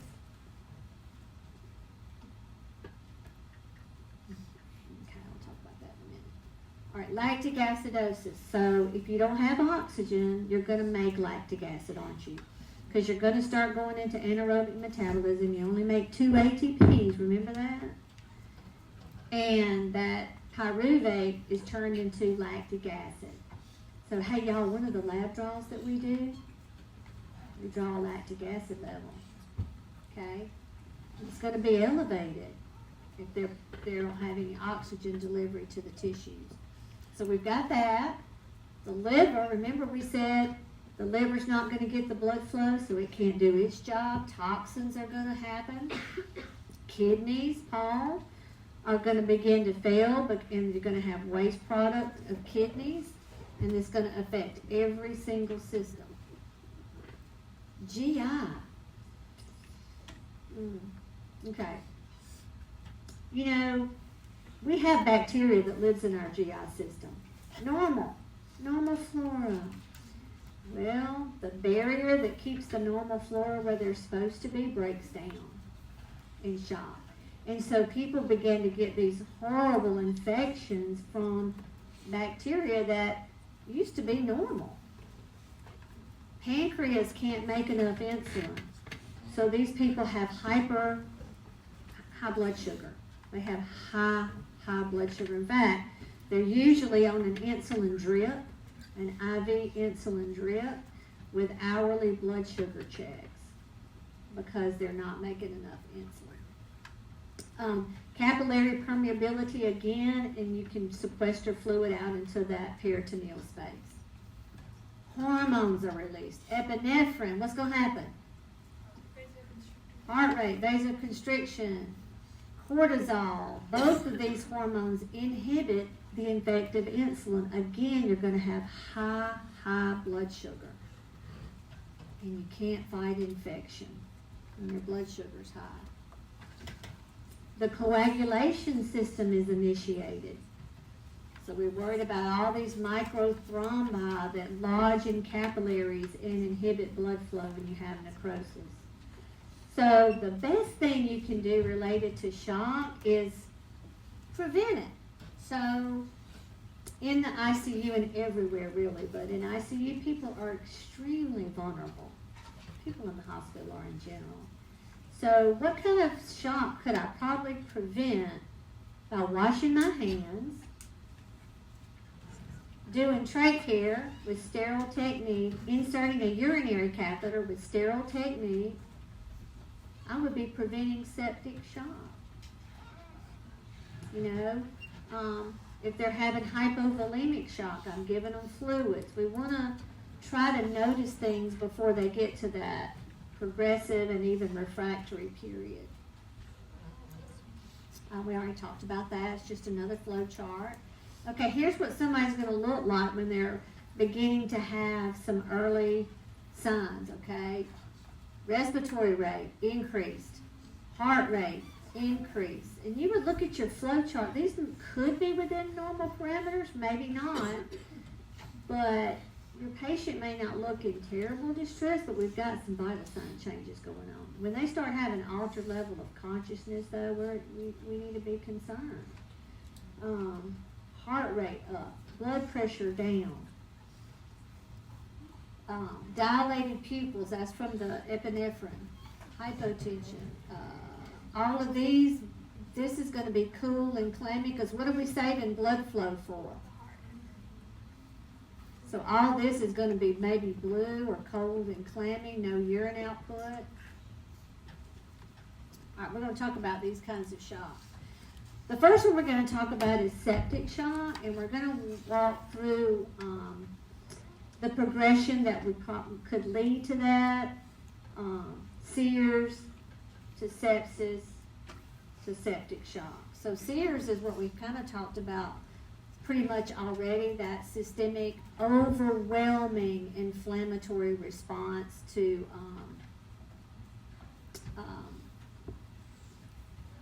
a stressor. Some of the criteria for this SIRS, this systemic inflammatory response syndrome, is like we said earlier, blood pressure systolic typically less than 90, a respiratory rate greater than 20, an increased or a decreased temperature, it could be elevated or it could be low, or an elevated or decreased white count. Okay, those are some of the things that we start looking at when this person has SIRS. What usually follows this is sepsis. So we're going to kind of follow this on a flow chart, okay? And I got this out of your book and I liked it. So person comes in. Did y'all talk about status asthmaticus and respiratory? Where somebody has asthma and they have a horrible episode and it's called status asthmaticus? Y'all did, okay. Picture this. A person comes into the emergency department with status asthmaticus. And they're intubated pretty quickly, which means they're put on a ventilator pretty quickly. But because of that huge insult to the body, an inflammatory response begins. SIRS, systemic inflammatory response syndrome, right here. So you've got the status asthmaticus, he was intubated.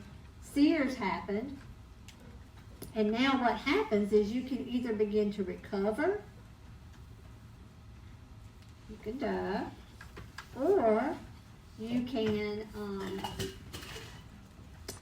when you recover, this thing starts to happen called CARS, which there's a very low period of immunity during that recovery period, and that leaves the person extremely susceptible to infection and bacterial invasion. So that's when the person could become septic, which y'all know what sepsis is, septic?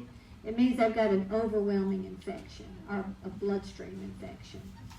And so when they get this, they can recover or they can have multi-organ dysfunction or death. So our patient, he got intubated and he's now septic. He's got sepsis. One of the common causes of sepsis in the hospital is urosepsis. What do you think urosepsis comes from? Urine. Y'all better come to that GIGU lecture last week. I heard a bad report on the respiratory lecture. I'm devastated. Y'all got to come to these lectures. Anyway, you're going to give your patient sepsis and septicemia if you don't learn how to put that catheter in right. All right? So who's vulnerable to this? Immunocompromised. Who's immunocompromised? People what? Cancer. Patients. People with what? People with diabetes, did you say? What'd you say? Diabetes, that's right. Old people. People in ICU, young people.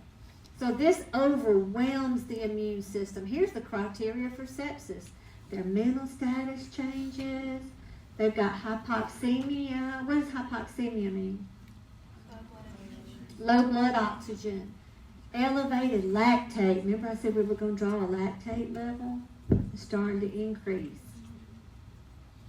Oliguria, low urine output, less than 400 milliliters in 24 hours, and hypotension.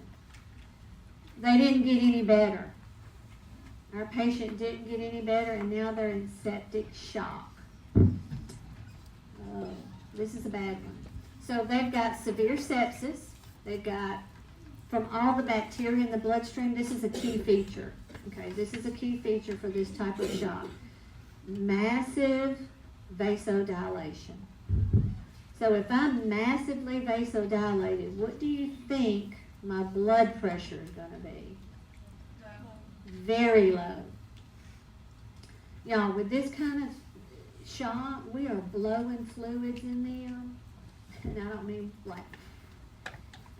we're giving fluids wide open, large amounts, large volumes of fluid.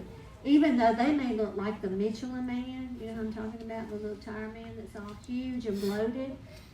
All their fluid may be going out into their interstitial space, but their vascular space is dilated and we're just blowing fluids in it. Even they look like they're overloaded because of the interstitial space. We can't, it's so hard to get their blood pressure up. They're going to be on antibiotics,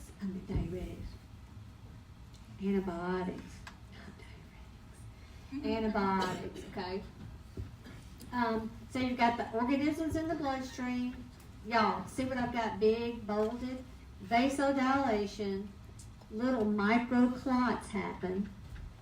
Really, in sepsis, you've got a maldistribution of blood flow, so some organs will be perfused more than others. You've got edema that I talked about. They have got hyperglycemia, and their white blood cells don't work.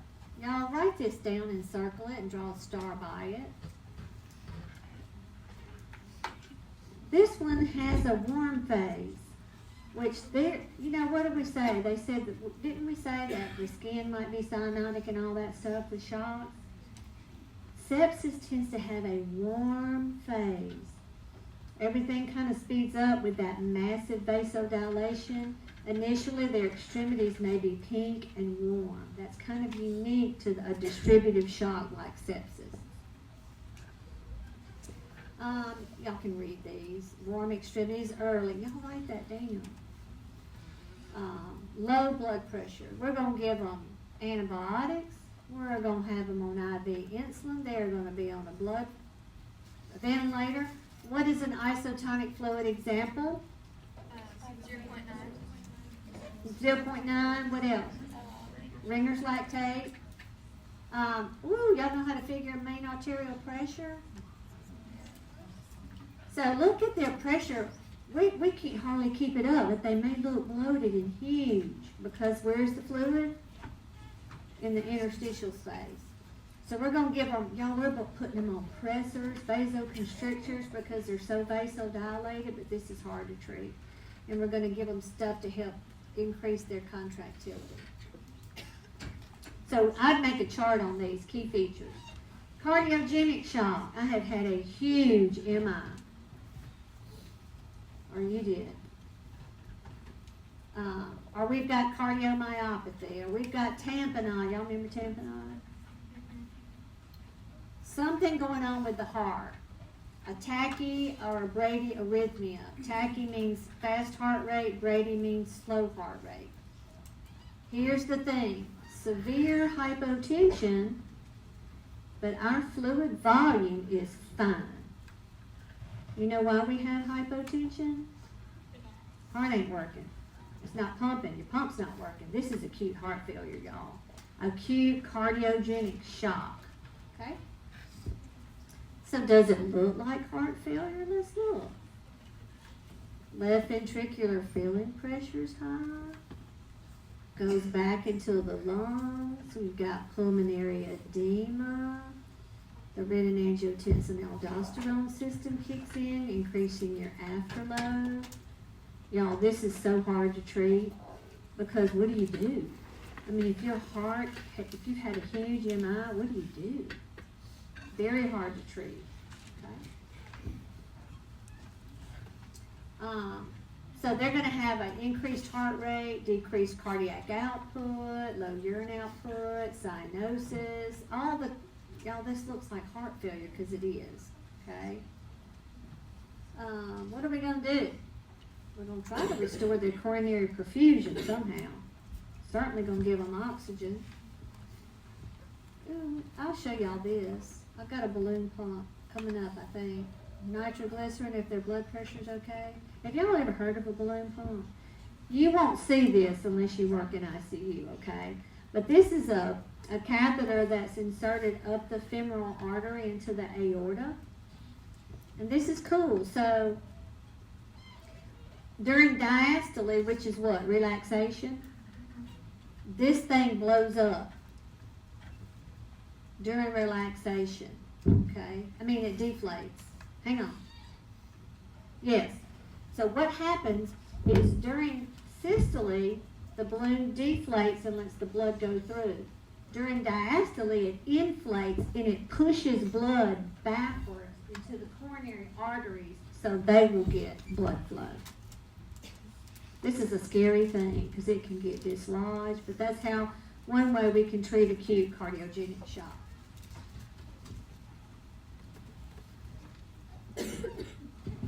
There's the flow chart. I mean, this should look, does that look like heart failure to y'all? Exactly? Because it is. It's acute heart failure.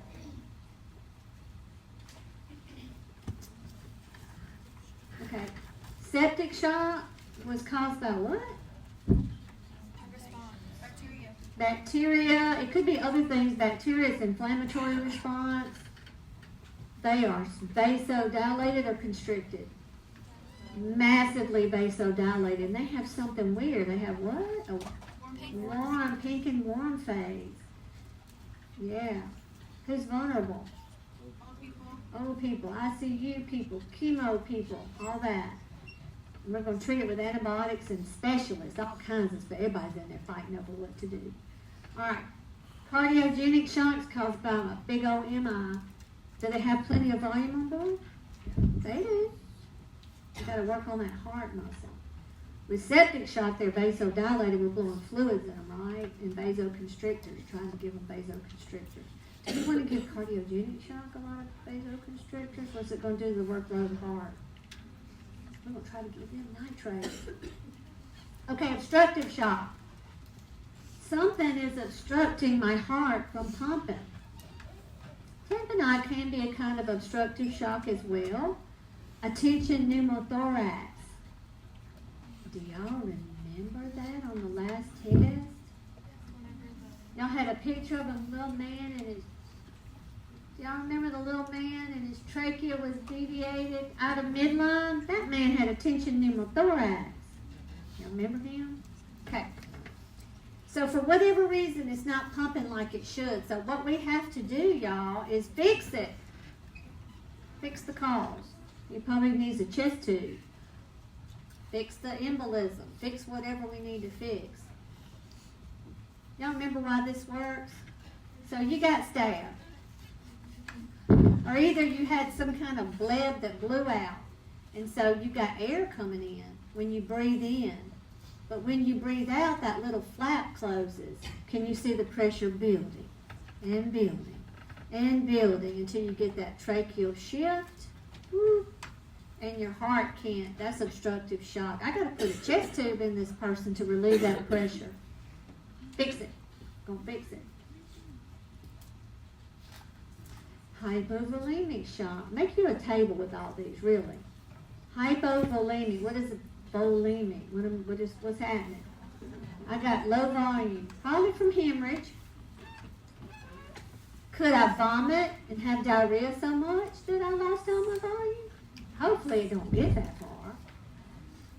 But yes. Or what about my septic shock person? If all their fluids in their interstitial spaces, could they be hypovolemic inside? Their best, yes, okay. Burn patients, okay. So all their fluids being lost. So preload is volume, isn't it? Low preload, low cardiac output. It's the same thing we've been talking about. Cell injury, progressive shock. I wonder what I'm going to do for this person. I have lost 1.5 liters of blood. I'm out in the parking lot just hemorrhaging. Huh? Yeah. What you going to do first? Stop the bleeding. Then, what do I need? I need volume. I need blood. So they're going to have all these signs from low blood flow. So I got to treat the cause. I mean, if I'm hemorrhaging, I need blood. I don't need blood if it's from diarrhea. I need fluid volume, right? So this is what a unit of blood looks like, y'all. Packed red blood cells. Okay. I can lose 1 liter of fluid. I have 5 liters in me, right? I can lose 1 liter. Y'all probably could quicker than me and look kind of okay. Because your body will compensate. You know, when you start losing a little bit more than that, I mean, you're gonna have some signs your heart rate's probably gonna go up some. And y'all are good nurses, and me too, and we're gonna notice it immediately. People have signs and symptoms, but you might tolerate a liter okay. And then it'll start going downhill fast. Okay, distributive shock. Sepsis is a type of distributive shock because you've got massive vasodilation, but we're going to talk about two more, anaphylactic shock and neurogenic shock. Profound hypotension. Profound because of vasodilation. Okay, y'all know what anaphylactic shock is. You're allergic to something, right? So you're exposed to something, an antigen, and your body remembers it. Doesn't forget. And the next time you're exposed to that, your body says, I remember that. Anaphylaxis. A major allergic reaction. Okay? All this stuff that y'all talked about and inflammation, they're not hypovolemic. They've got plenty of volume, but it's pseudo-hypovolemic. Does that make sense? It makes you feel hypovolemic because if my vessels are this big, it feels hypovolemic and they're going to have low blood pressure. When does it happen? Well, it could happen immediately or 30 minutes. And we talked about this, I think maybe last time, like if your patient's on a new antibiotic, do you hang that new antibiotic and go to lunch? You might want to assess the effects of the drug on the patient. Remember that part of the checkoff thing too? It's real stuff. Okay.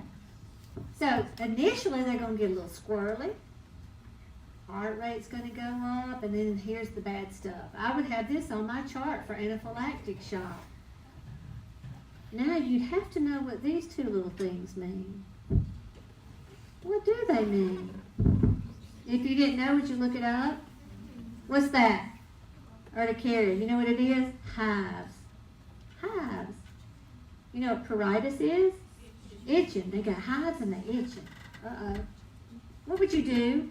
You hung a new antibiotic and you went in there and they were like, whew, scratching. What's the first thing you're going to do? You stop it. Yeah, you're going to stop it first. Very good. Stop that antibiotic. Then they may be wheezing. Y'all know what stridor is? What is it?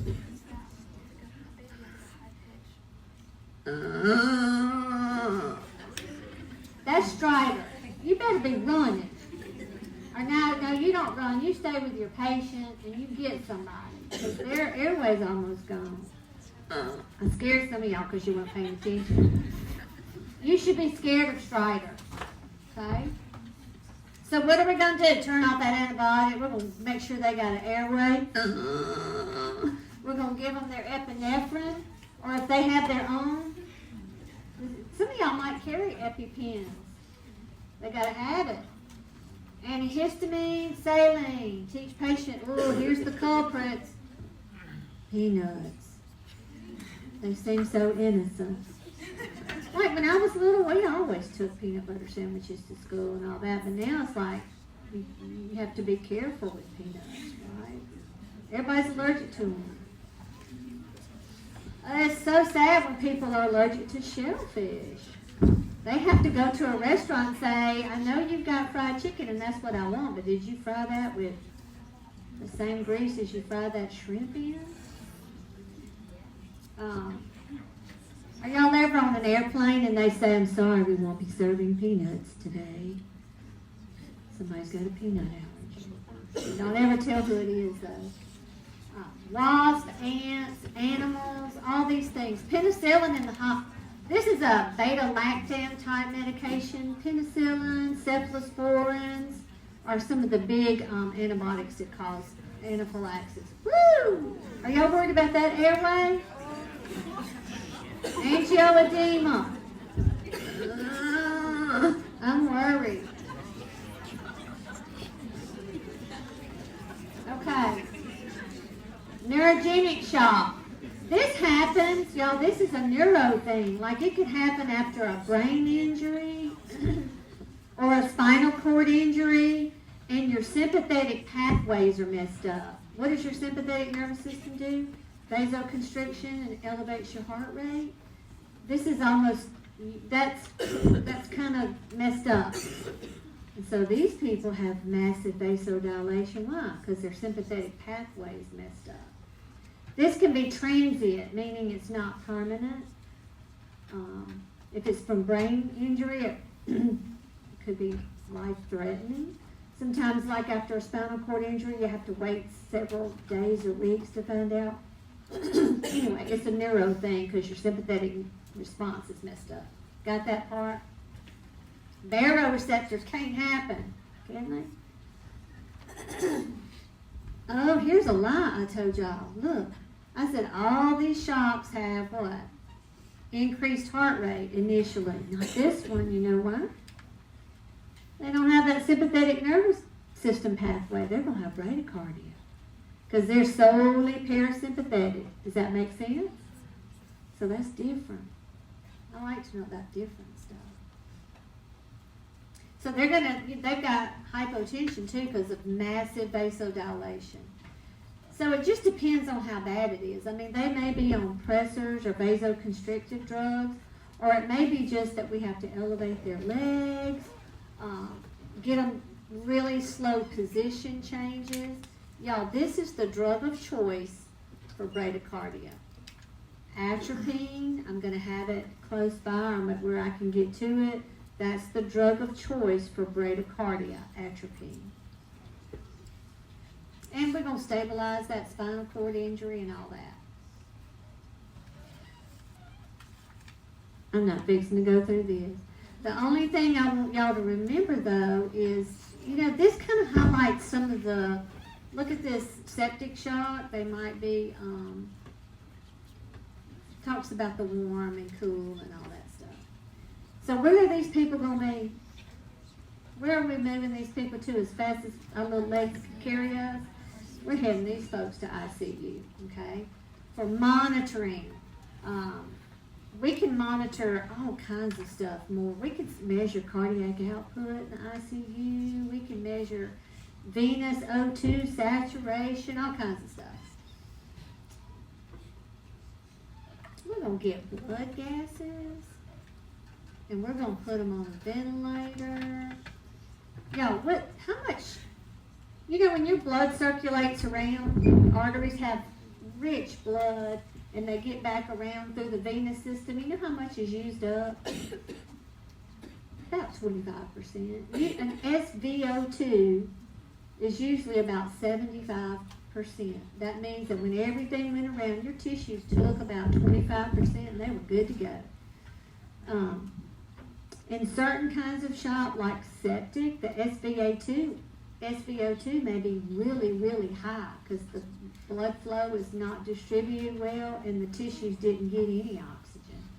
Or it may be really, really low. But we can measure that in ICU, okay? And this isn't an adult 2 class, but this is kind of deep stuff, adult 2 stuffish.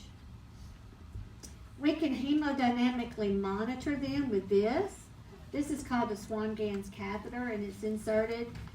It actually goes into the heart and into the pulmonary artery, and we can measure different pressures within the heart. Woo! Y'all remember that? ARDS. Y'all talked about that in respiratory. What is the hallmark of ARDS? What's your chest x-ray look? It's a whiteout. You have decreased surfactant. Your alveoli can't open, and I don't care how much O2 I give you. I don't care if I give you 200%. I cannot oxygenate you. Okay, this is like a high mortality business right here. DIC is a side effect. Y'all know what, not a side effect. Complication. What's DIC? Disseminated intravascular coagulation. Remember that coagulation cascade gets activated? You know what happens with DIC? You use up all your clotting factors. You use them up, use them up, use them up, using them up. And then when all your clotting factors are gone, what happens? You bleed out. Any cut place, IV site, you're going to bleed out. Any cut area, a new tract, you bleed. Okay? Bleeding out in DIC. Hemorrhage is what causes people to die. Compartment syndrome is where fluid goes, like in that peritoneal cavity or other cavities in your body, and you can die from that, from too much fluid loss. Liver failure, decreased blood supply, TPN. People are on this for nutrition, and we'll talk about that in skills when you come to the skills IV and central line lecture. Kidney failure, Paul. Here's your question again about kidney failure. So the kidneys aren't going to work. They'll have to have, dialysis.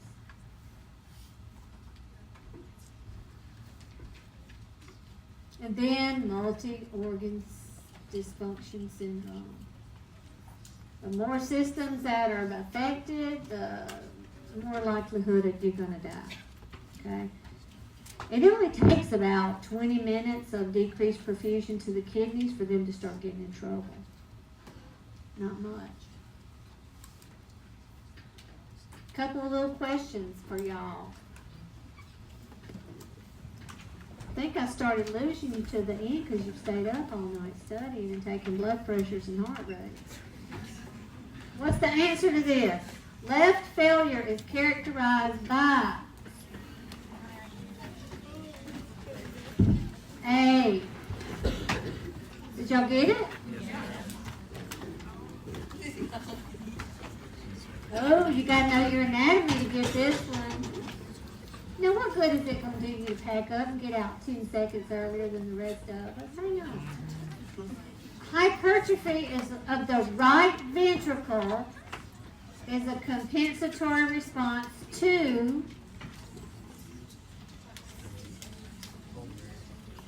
it's got to be a valve on the right side.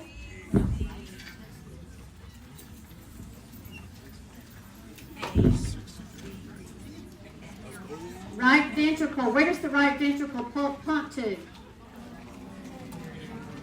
Got to know your anatomy. Does that make sense?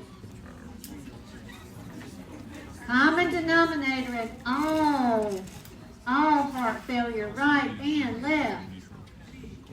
B, correct.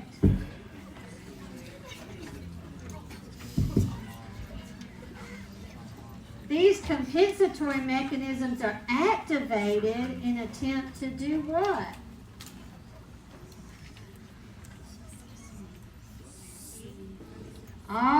Give me some examples of compensatory mechanisms that are activated. Baroreceptor, sympathetic nervous system, renin-angiotensin-aldosterone system, ADH. Why? To improve cardiac output. That's why it's happening. Oh, Lord. The patient's short of breath. They're anxious. They got crackles. And they're coughing up pink, frothy sputum. What do they got going on? D, acute cardiogenic pulmonary edema. Why do people have crackles? Those poor little alveoli trying to open up against that fluid. Increased preload. Preload is what?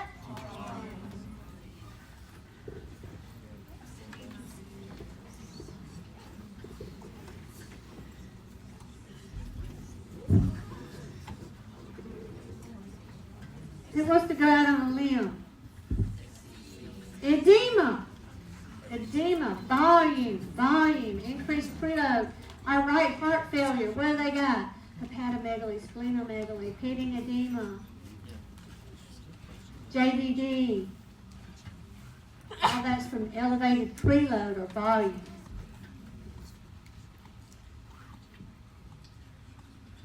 Cardiogenic shock. Don't try to be too scholarly. What's going on? They've got what? They got reduced cardiac output. It's not pumping. They got plenty of volume. They're going to be vasoconstricted. Probably not. We know that's right. Oh, the patient, he went up in a tree stand in bow season, fell out, fell to the ground. He's got absent lung sounds on one side. What's he got? He's got a pneumothorax or a hemothorax from falling out of that tree. He fell asleep. Or he, so what kind of shock would that be? Obstructive. Very good. So what am I going to do? Fix it. But he's got to be fixed, doesn't he?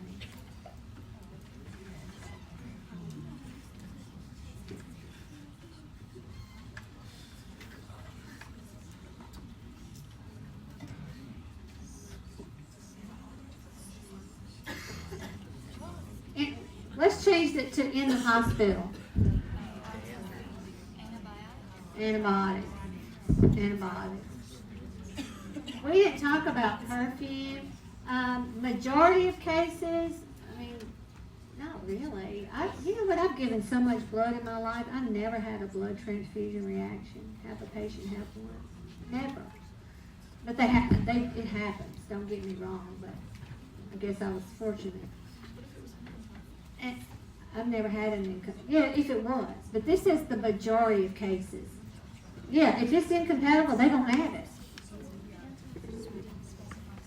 Still would have been that. Because there's, how many animals are in the hospital? I've crossed it, you know. Oh yeah, it's usually not. Oh, here we go. Select all that apply, your favorite. Okay. So, select some that apply. Shock. Increased or, is this right? No. What about that? Yes. B, C, and D. Don't go back. Don't question yourself. Is it? Okay. Some of us will go back and say, well, maybe it could be a decreased heart rate because maybe they got a pacemaker and maybe it didn't say that though. You know. Uh-oh. He went to sleep. Got intermittent shortness of breath during the night. What's he got?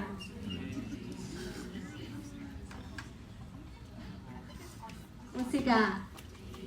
Yes, he does. Did y'all pick it? Good. Say that word. Good. Did you say orthopedic? See y'all tomorrow for Patho.